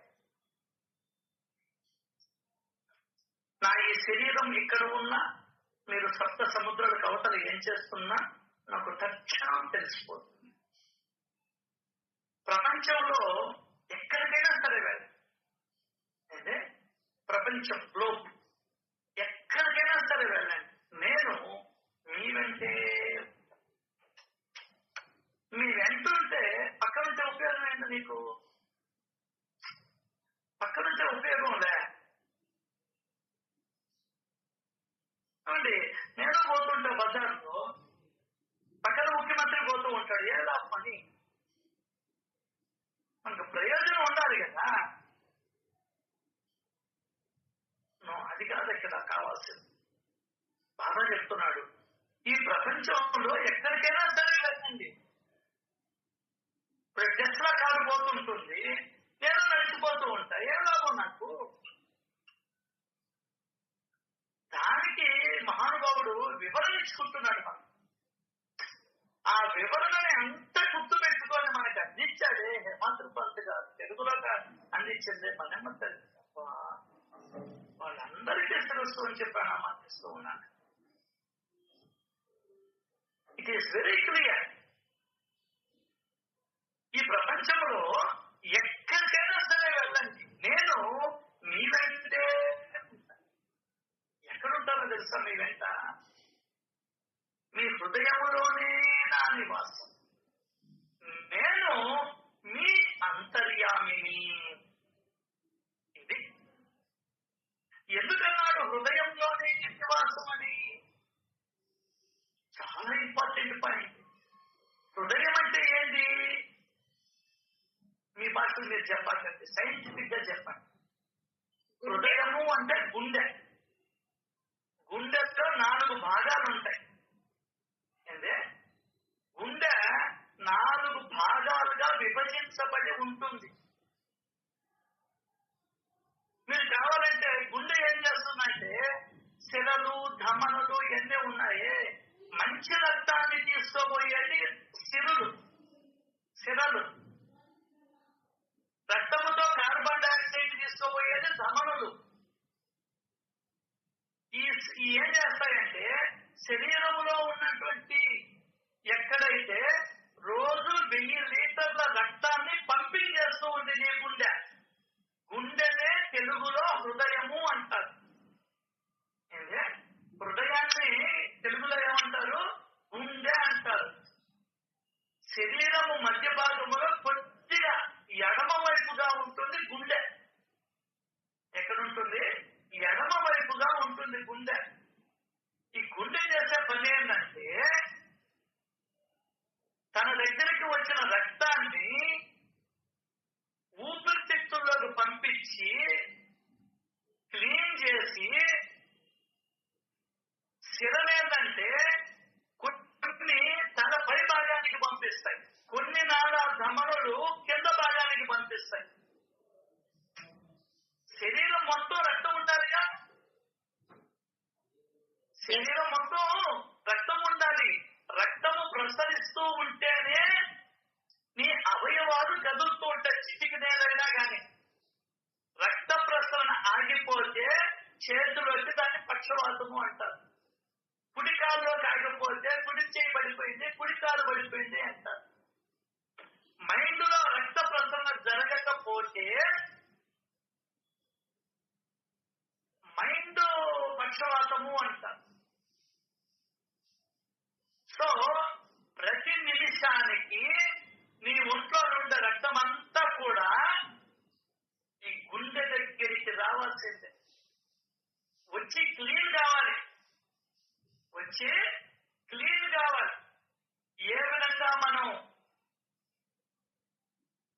పిండి మిషన్లు ఉంటాయి, ఈ మిషన్లు కాదులే, జ్యూస్ మిషన్లు, ఒక దాంట్లో వేస్తే జ్యూస్ అంతా ఒక దగ్గరికి వచ్చేస్తుంది, పిప్పి అంతా కూడా ఒక దగ్గరికి వెళ్ళిపోతుంది. ఆ విధంగా ఇది రోజుకి 1000 లీటర్ల రక్తాన్ని పరిశుభ్రపరుస్తుంది. ఎందువల్లంటే రక్తము 24 గంటలు ప్రవహించకుండా పోతే మనం చనిపోయినట్టు లెక్క. ఇది ఎప్పుడు ప్రారంభమవుతుందో తెలుసా? ఈ గుండె కొట్టుకోవడము, గుండెలో రక్త ప్రసరణ జరగడము మనకు 3వ నెల నీ లోపల తల్లి గర్భంలో గాఢాంధకారమైనటువంటి చీకటిలో 3వ నెల ప్రారంభము నుండి చనిపోయే లాస్ట్ నిమిషము వరకు గుండె లేదా హృదయము నిర్విరామంగా కొట్టుకుంటూనే ఉంటుంది. దానికనే ఈ కొట్టుకునే విధానము వింటే లవ్ డబ్ లవ్ డబ్, దానికనే డాక్టర్లు శబ్దం పెట్టి ఈ శబ్దము కాకుండా వేరే శబ్దాలు ఏదన్నా వస్తూ ఉంటే గుండెలో ఫాల్ట్ ఉంది అనేది వాళ్ళకి అర్థమవుతుంది. అప్పుడు ఈసీజీ తీస్తారు. అది అర్థం కాకపోతే ట్రెండింగ్ లో ఏదో ఎకో అనేది అంటారు. అది అర్థం కాకుంటే యాంజియోగ్రామ్ చేస్తారు. ఎకో ఈ యాంజియోగ్రామ్ చేస్తే నీ గుండెలో ఎక్కడ రక్త ప్రసరణానికి ఆటంకపరిచాయో వాటిని క్లియర్ చేస్తారు. ఇంకా చాలా మంది గుండె గురించి చెప్పుకోవాలంటే 4 గదులు ఉంటాయి. పైన 2 గదులు, కింద 2 గదులు. ఈ 4 గదులలో నిర్విరామంగా 3వ నెల నుండి తల్లి గర్భములో పిండము పడినటువంటి 3వ నెల నుండి చనిపోయేదాకా ఈ గుండె కొట్టుకుంటూనే ఉంటుంది. ఆ గుండెలో ఉండి కొట్టుకోనిచ్చేవాడు ఎవడు అంటే వాడి పేరు భగవంతుడు అని అంటారు.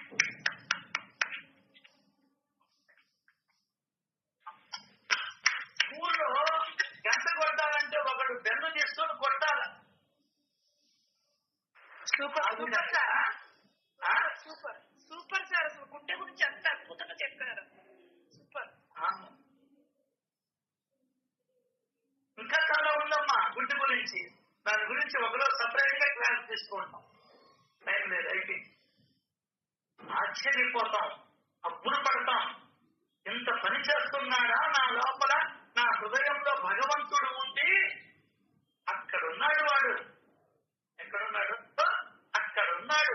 ఆ పని కొట్టించడం ఆపేశాడా నిన్ను నన్ను బయటపడేస్తాడు.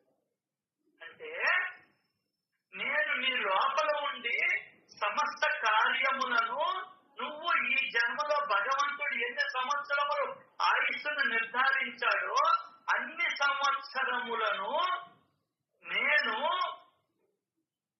సరిగ్గా సక్రమంగా నిర్వర్తిస్తున్నాను అని చెప్పేదే నీ గుండెలో ఉన్నటువంటి భగవంతుడు, నీ హృదయంలో ఉన్నటువంటి భగవంతుడు.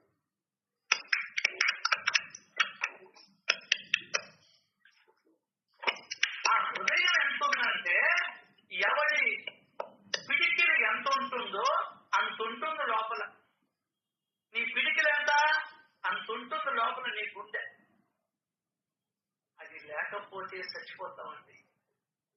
అంటే ఇండైరెక్ట్ గా ఏం చెప్తున్నాడు?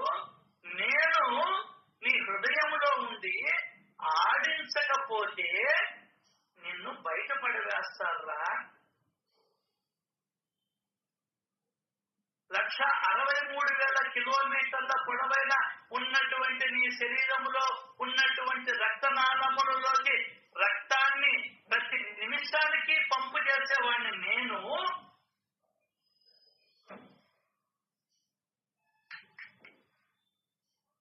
రోజుకి 1000 లీటర్ల ఉండేవాడు. ఆ హృదయాన్ని ఆడించేవాడే, ఆ హృదయంలో ఉన్నటువంటి సూక్ష్మమైనటువంటి ఆత్మయే ఇన్ని పనులు చేస్తూ ఉంది. కథలు ఉన్నాయి. నీ హృదయంలో, నీ శరీరం లోపల ఎన్ని భాగాలు విభాగాలు ఉన్నాయో వాటన్నిటికీ నేను రక్తాన్ని సరఫరా చేస్తూ ఉన్నాను. కాబట్టే నువ్వు గోరుకాడ ఇటన్నా కూడా ఎర్రగా కనిపిస్తుంది. చిటికెన్ వేలు చివర రక్తాన్ని అట్లా పిన్నిస్తో పొడిచిన రక్తము వస్తుంది. మోచేతి కాడ పొడిచిన రక్తము వస్తుంది. నీ శరీరం అంతా కూడా రక్త నాళాలతో నిండి ఉన్నది. కొన్ని 3 ట్రిలియన్ల రక్తనాళములతో నిండి ఉన్నది మన శరీరము. ప్రతి కణములకు రక్తాన్ని సరఫరా చేస్తాడు భగవంతుడు.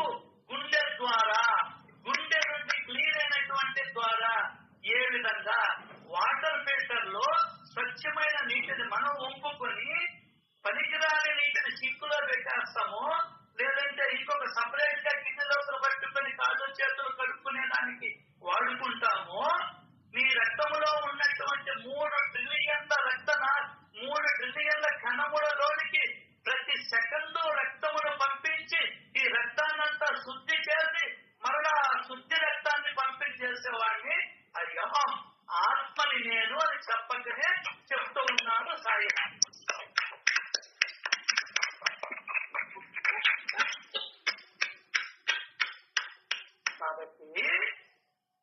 కాబట్టి మీ అమ్మ నాయనకి ఎందుకు నువ్వు కాళ్ళకి దండం పెడతావు? పుట్టినప్పటి నుండి నువ్వు సాగిన దానికి, అన్నం పెట్టిన దానికి, వాళ్ళకి విద్య చెప్పించిన దానికి నమస్కారం చేస్తావు. మరి భగవంతుడికి ఎందుకు నమస్కారం చేయాలి? నేను మా అమ్మ కడుపులో 3వ నెల అప్పటి నుండి ఇప్పుడు 64 సంవత్సరముల 7 నెలల 8 రోజుల 18 గంటల 20 సెకండ్ల దాకా ఆయన నిర్విరామంగా పనిచేస్తూనే ఉన్నాడు. కాబట్టి ఆయనకి కృతజ్ఞతలు తెలపాలి.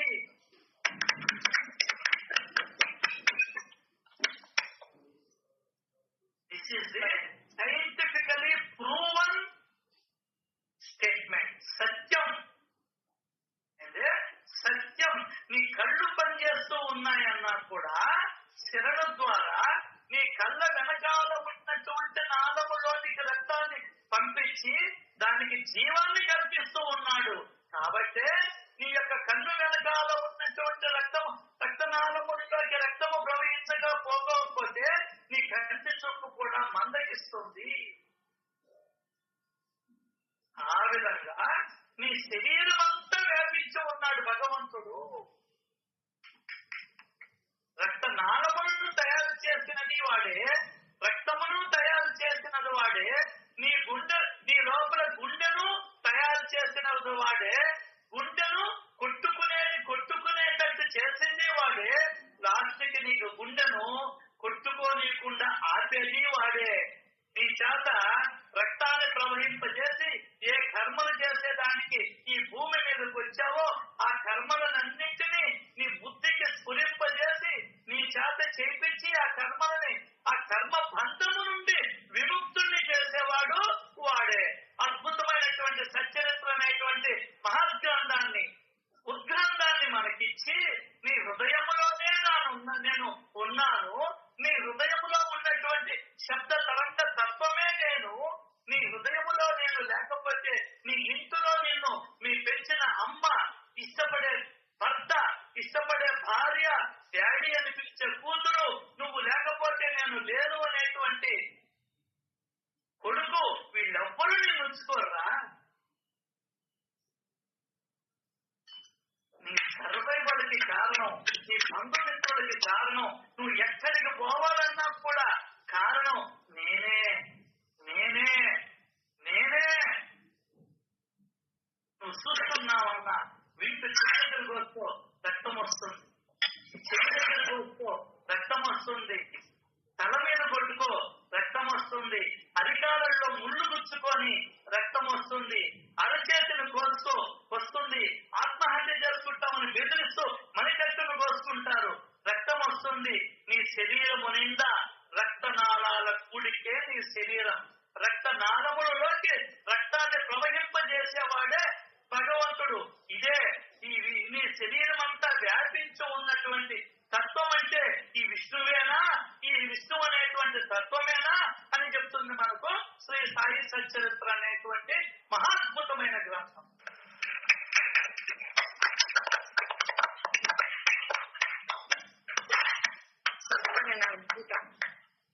పని చేస్తూ ఉంటే వాడి పట్ల తెలియజేసవా, వాడి పట్ల ప్రేమను పంచవా, వాడి పట్ల ఒక గంటను కేటాయించవా,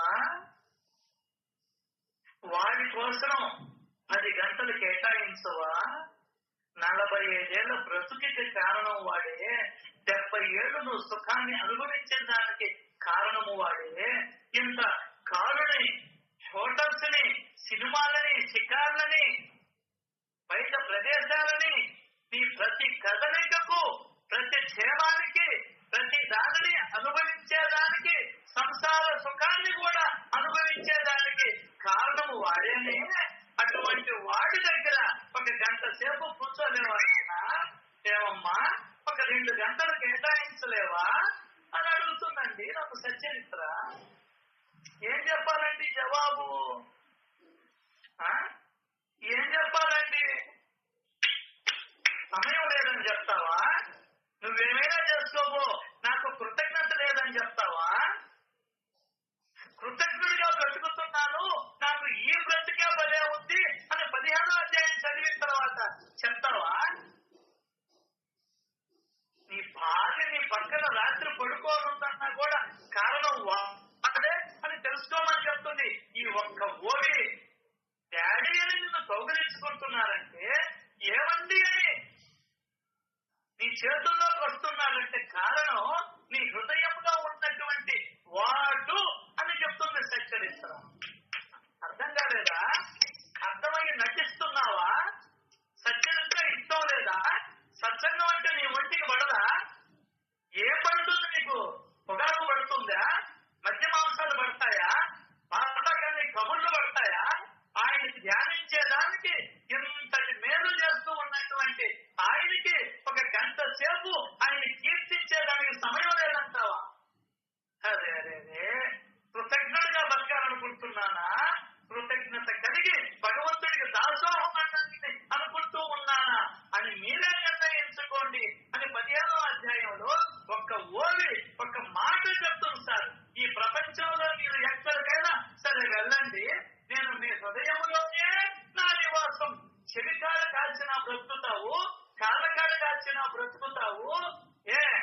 కన్ను దగ్గర కాల్చిన కన్ను పోతే పోతుంది, తొడల దగ్గర కాల్చిన బ్రతుకుతావు, గుండెల్లో కాలిస్తే బ్రతకవు కదా అనేటువంటి నిదర్శనం మనం ఎన్ని చూడలేదు.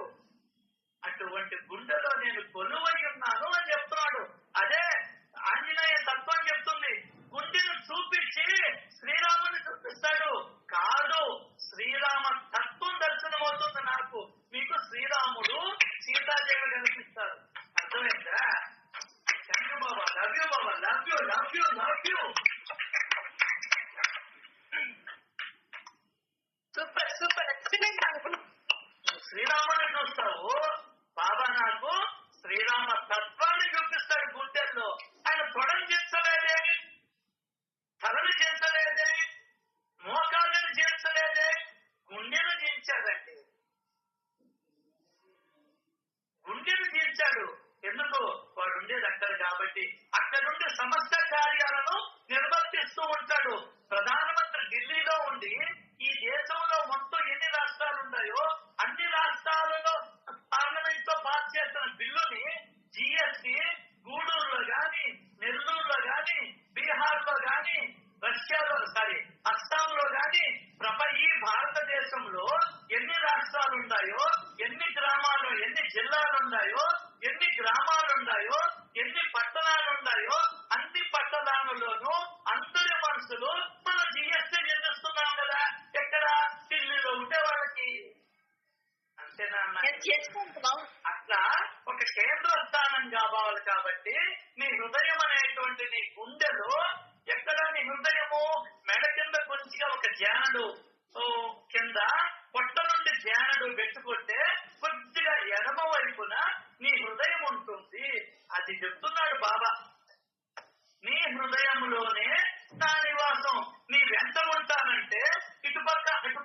చూసుకుంటామేమో. కాదు నాన్న, నీ హృదయంలో ఉండి ఇన్ని పనులు చేస్తున్నాను, నువ్వు నిద్రపోతున్నా కూడా నేను నిద్రపోలేదు, నువ్వు వేరే సినిమా చేస్తూ ఉన్నాను కూడా నేనేమి నీ పని ఆపలేదు, నా పని ఎప్పుడైనా చేసి పెట్టవు, ఒక అరగంట సేపు నన్ను స్మరణ చేసుకోవు, నన్ను అరగంట సేపు ఒక భజనలో పాల్గొనవు, ఒక గంట సేపు ఇటువంటి భగవంతుడు నీకు ఎంత ఊడిగా చేస్తున్నాడో, ఎంత సేవ చేస్తున్నాడో, నీ కోసం నిద్రాహారాలు మాని ఆకలి దప్పులు మాని నీకెంత సేవ చేస్తున్నాడో గ్రహించలేవు అని అడుగుతుందండి. 15వ అధ్యాయంలో ఉన్నటువంటి 70వ ఓవి బాబా నోటి గుండా వచ్చినటువంటి మాట అండి అది. ఈ ప్రపంచంలో మీరు ఎక్కడికైనా సరే వెళ్ళండి, ఏమైనా చేసుకోండి, నేనైతే మాత్రం నేనంటే ఉంటా, మీ హృదయంలోనే ఉంటా, నేను మీ అంతర్యామిని, నేను మీ అంతర్యామిని. కాబట్టి నువ్వు ఎవరిని ఆరాధించాలి? ఎంత మేలు చేస్తూ ఉన్నాడే, నీ బ్రతుకికి కారణమైనటువంటి వాడే, నువ్వు లగ్జరీస్ ని అనుభవించేదానికి కారణము వాడే, నువ్వు వినేదానికి, చూసేదానికి, మాట్లాడేదానికి, పళ్ళు నోకునేదానికి, స్నానం చేసేదానికి, మలమూత్రాలను శుభ్రం చేసుకునేదానికి, కాళ్ళతో నడిచేదానికి, ప్రకృతి సౌందర్యాన్ని ఆరాధించేదానికి, ప్రపంచంలో ఉన్నటువంటి సుఖాలన్నిటినీ అనుభవించేదానికి, అటువంటి రుచులను అనుభవించేదానికి, ప్రతి ఒక్క దానికి కారణం వాడేనే. అమ్మకు ఫోన్ చేసి అమ్మా బాగున్నావా, కొడుకా బాగున్నావా, బాగా ఆరోగ్యం బాగా చూసుకోమని చెప్పేదానికి కూడా కారణమని హృదయంలో ఉన్నటువంటి వాడే కదా. అందరికీ నాలుకనిచ్చాడు ఈ ప్రపంచంలో, ఈ సృష్టిలో నీకు నాలుకనిచ్చాడు, మిగతా వారికి మాత్రం నాలుక ఇచ్చినా కూడా మాటనివ్వలేదు. నీకు నాలుకనిచ్చి మాటనిస్తే నోరు నవ్వంగా హరికీర్తి నొడవలేదంటే, నోరు పుస్తకం కూర్చుంటే భగవంతుని కీర్తించకపోతే నీకు నోరెందుకు ఎందుకు ఇచ్చినట్టు అని అడుగుతుందండి సచ్చరిత్ర. చేతులారన్న శివుని పూజింపడేని, నోరు నవ్వంగా హరికీర్తి నిలవడేని, ఇంత గొప్ప భగవంతుణ్ణి, ఇంత గొప్ప అంతర్యామిని నీ లోపలే పెట్టుకొని ప్రతి చర్యకు వాడే కారణము, ప్రతి పనికి వాడే కారణము, పుట్టినప్పటి నుండి నేను విద్యను చదువుకునేదానికి కారణము వాడే, మా ఆయన ఐఏఎస్ పాస్ అయ్యి ఉద్యోగం చేస్తున్న దానికి కారణము వాడే, నిద్రపోతున్న కారణము వాడే, పుస్తకాలు చదువుతున్న కారణము వాడే, సినిమాలు నాటికలు చూస్తున్న కారణము వాడే, షికారుకు వెళ్ళిన కారణము వాడే, మందు బాటకు తాగిన కారణము వాడే. ఆయన లేనిదే నాకు బ్రతుకే లేదు, ఆయన ఉంటేనే నాకు బ్రతుకు, ఆయన ఆడిపిస్తే నేను నాడుతున్నాను, ఆయన లేకపోతే నేను లేను అని నీ హృదయంలో ఉన్నటువంటి అంతర్యాన్ని, లేదా నీ హృదయంలో ఉన్నటువంటి ఆ భగవంతుణ్ణి, ఆ చైతన్యాన్ని, ఆ స్ఫురణను గుర్తుకు తెచ్చుకొని ఆయనకి సాష్టాంగ వందనము చేయడమే, నీవు లేకపోతే నాకు జీవితం లేదు అని అనుకోవడమే సంపూర్ణ శరణాగతి తప్ప ఇంకొకటి లేదు లేదు లేదు అని సత్యలో ఉన్నటువంటి ఒక్క ఓడి చెప్తున్నాను. అది సత్యలో ఉన్నటువంటి గొప్పతనం. కాబట్టి ప్రతి ఒక్క అక్షరములోనూ అర్థం ఉంది. మీరు ఈ ప్రపంచంలో ఇన్ని రాష్ట్రాలలో, ఇన్ని దేశాలలో ఎక్కడికైనా వెళ్ళండి,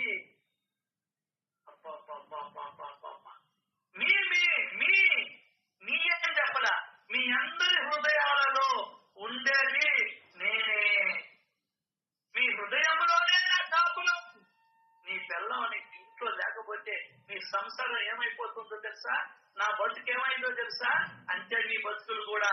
ఒక మొగుడు లేకపోతే ఆ సంసారం ఏమవుతుందో తెలుసా, ఒక భార్య లేకపోతే, కొడుకు లేకపోయినా ఇబ్బందిరా, భార్య లేకపోతే ఆ సంసారం ఏమవుతుందో తెలుసా, నీ భగవంతుడు లేకపోతే నువ్వేమవుతావో తెలుసా, నీ లోపల అంతర్యామి లేకపోతే నేను నీ కన్న కొడుకే, బాగా ప్రేమగా చూసుకునే భార్యే, బాగా ప్రేమగా చూసుకునే భర్తే వీళ్ళు తగిన ఎదురా అంటుంది. జాగ్రత్త జాగ్రత్త సుమా. లోపల శివుడు ఉన్నంత వరకే నిన్ను ఇంట్లో ప్రేమగా చూస్తారు, ఆ శివుడు వెళ్ళిపోతే నిన్ను శవంగా చూస్తారు, కాలి చేతులు పట్టుకుంటారు, బూడిది కూడా నీ ఇంట్లో ఉంచుకోరు. కాల్చిన బూడిదలు కూడా ఉంచుకోవాలంటే మన ఇళ్లలో భయపడతారు. ఇది లౌకికం, ఇది నీ వాళ్ళు నీ మీద చూపించేటువంటి దొంగ ప్రేమ అని తెలుసుకునేదానికే శ్రీ సాయి సచ్చరిత్ర సాయిబాబాను అధ్యయనం చేయాలి, పారాయణ చేయాలి, పదే పదే వినాలి, మననం చేసుకోవాలి, మనల్ని మనం ధరింప చేసుకోవాలి. దానికి సచ్చరిత్రే సాయిబాబాయే శరణం శరణం శరణం. ఇంకా వేరే గట్టి లేదు. దానికనే శివుడు లేకుండా విననటువంటి వాడు మూర్తీభవించిన మందమతి అన్నాడు. అంటే మూర్తీభవించిన మందమతి అన్నాడు. అంతేకాదు మమ్మల్ని అందరూ వదిలిపెట్టిన సాయిబాబా మాత్రం వదిలిపెట్టరు. ఆయన వచనాలను వినాలన్న కుతూహలంతో భక్త జనులు వెర్రివారై వారి వెంటబడి వారి వచనాలను హృదయంలో పదిలపరుచుకొని వాటిని అనుభవపూర్వకంగా గ్రహిస్తారు అని అన్నాడు. అష్టాంగ యోగ ప్రావీణ్యాన్ని, సమాధి స్థితులను, సుఖాన్ని, బ్రహ్మ సాహిత్యాన్ని కోరికనేవారు నా ఈ జీవిత సత్యాలను వంట పట్టించుకుంటే దానికి ముందుల శ్రవణం చేస్తే నీ మనసు నిశ్చలమైపోతుంది, సమాజ సుఖం కలుగుతుంది, అంతకు మించింది లేదు అని శ్రీ సాహిత్య చరిత్ర చెప్తూ ఉంది. దీనిని అమృతంతో పోల్చుదామా అంటే అమృతం ఇంతకన్నా మధురంగా ఉంటుందా? అమృతం మహా అయితే ప్రాణాన్ని దర్శిస్తుంది. ఈ సాహిత్య చరిత్రలో ఉన్నటువంటి ఈ ఓవిని గుర్తు పెట్టుకొని ఆ సద్గురువుని శరణ వేడితే మీకు జన్మ లేకుండా చేస్తున్నాడు అని చెప్తుంది శ్రీ సాహిత్య చరిత్ర. దానికనే గురుసాంగత్యం, గురునామం, గురువు యొక్క సహవాసం, గురు కృప మరియు గురుచరణ పాయసం, గురుమంత్రం మరియు గురువుల నివాసం, ఇవి అత్యంత ప్రయాసంతో లభిస్తాయి. వీటిలో ప్రచండమైన శక్తి ఉంది. ఇవి భక్తులను పరీక్షించి వారికి తెలియకుండానే మోక్ష ద్వారం వరకు నెట్టుకుంటూ తీసుకుని పోతాయి.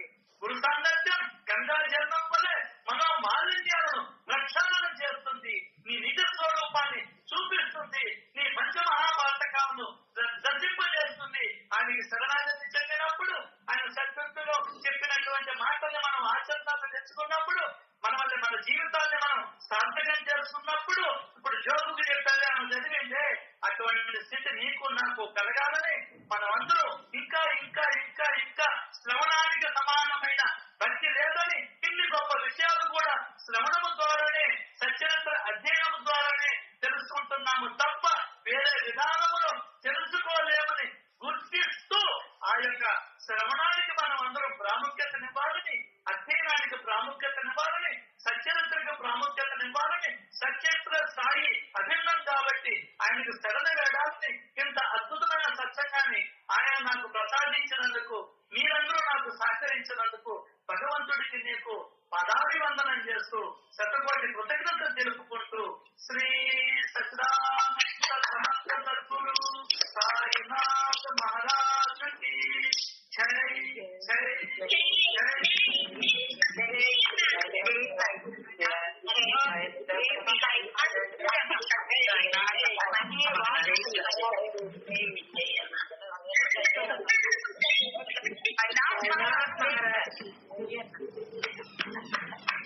శక్తి నాకన్నా ఏమి శక్తి బాబా.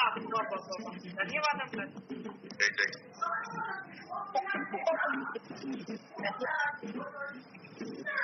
మ్యూట్లో పెట్టుకోండి.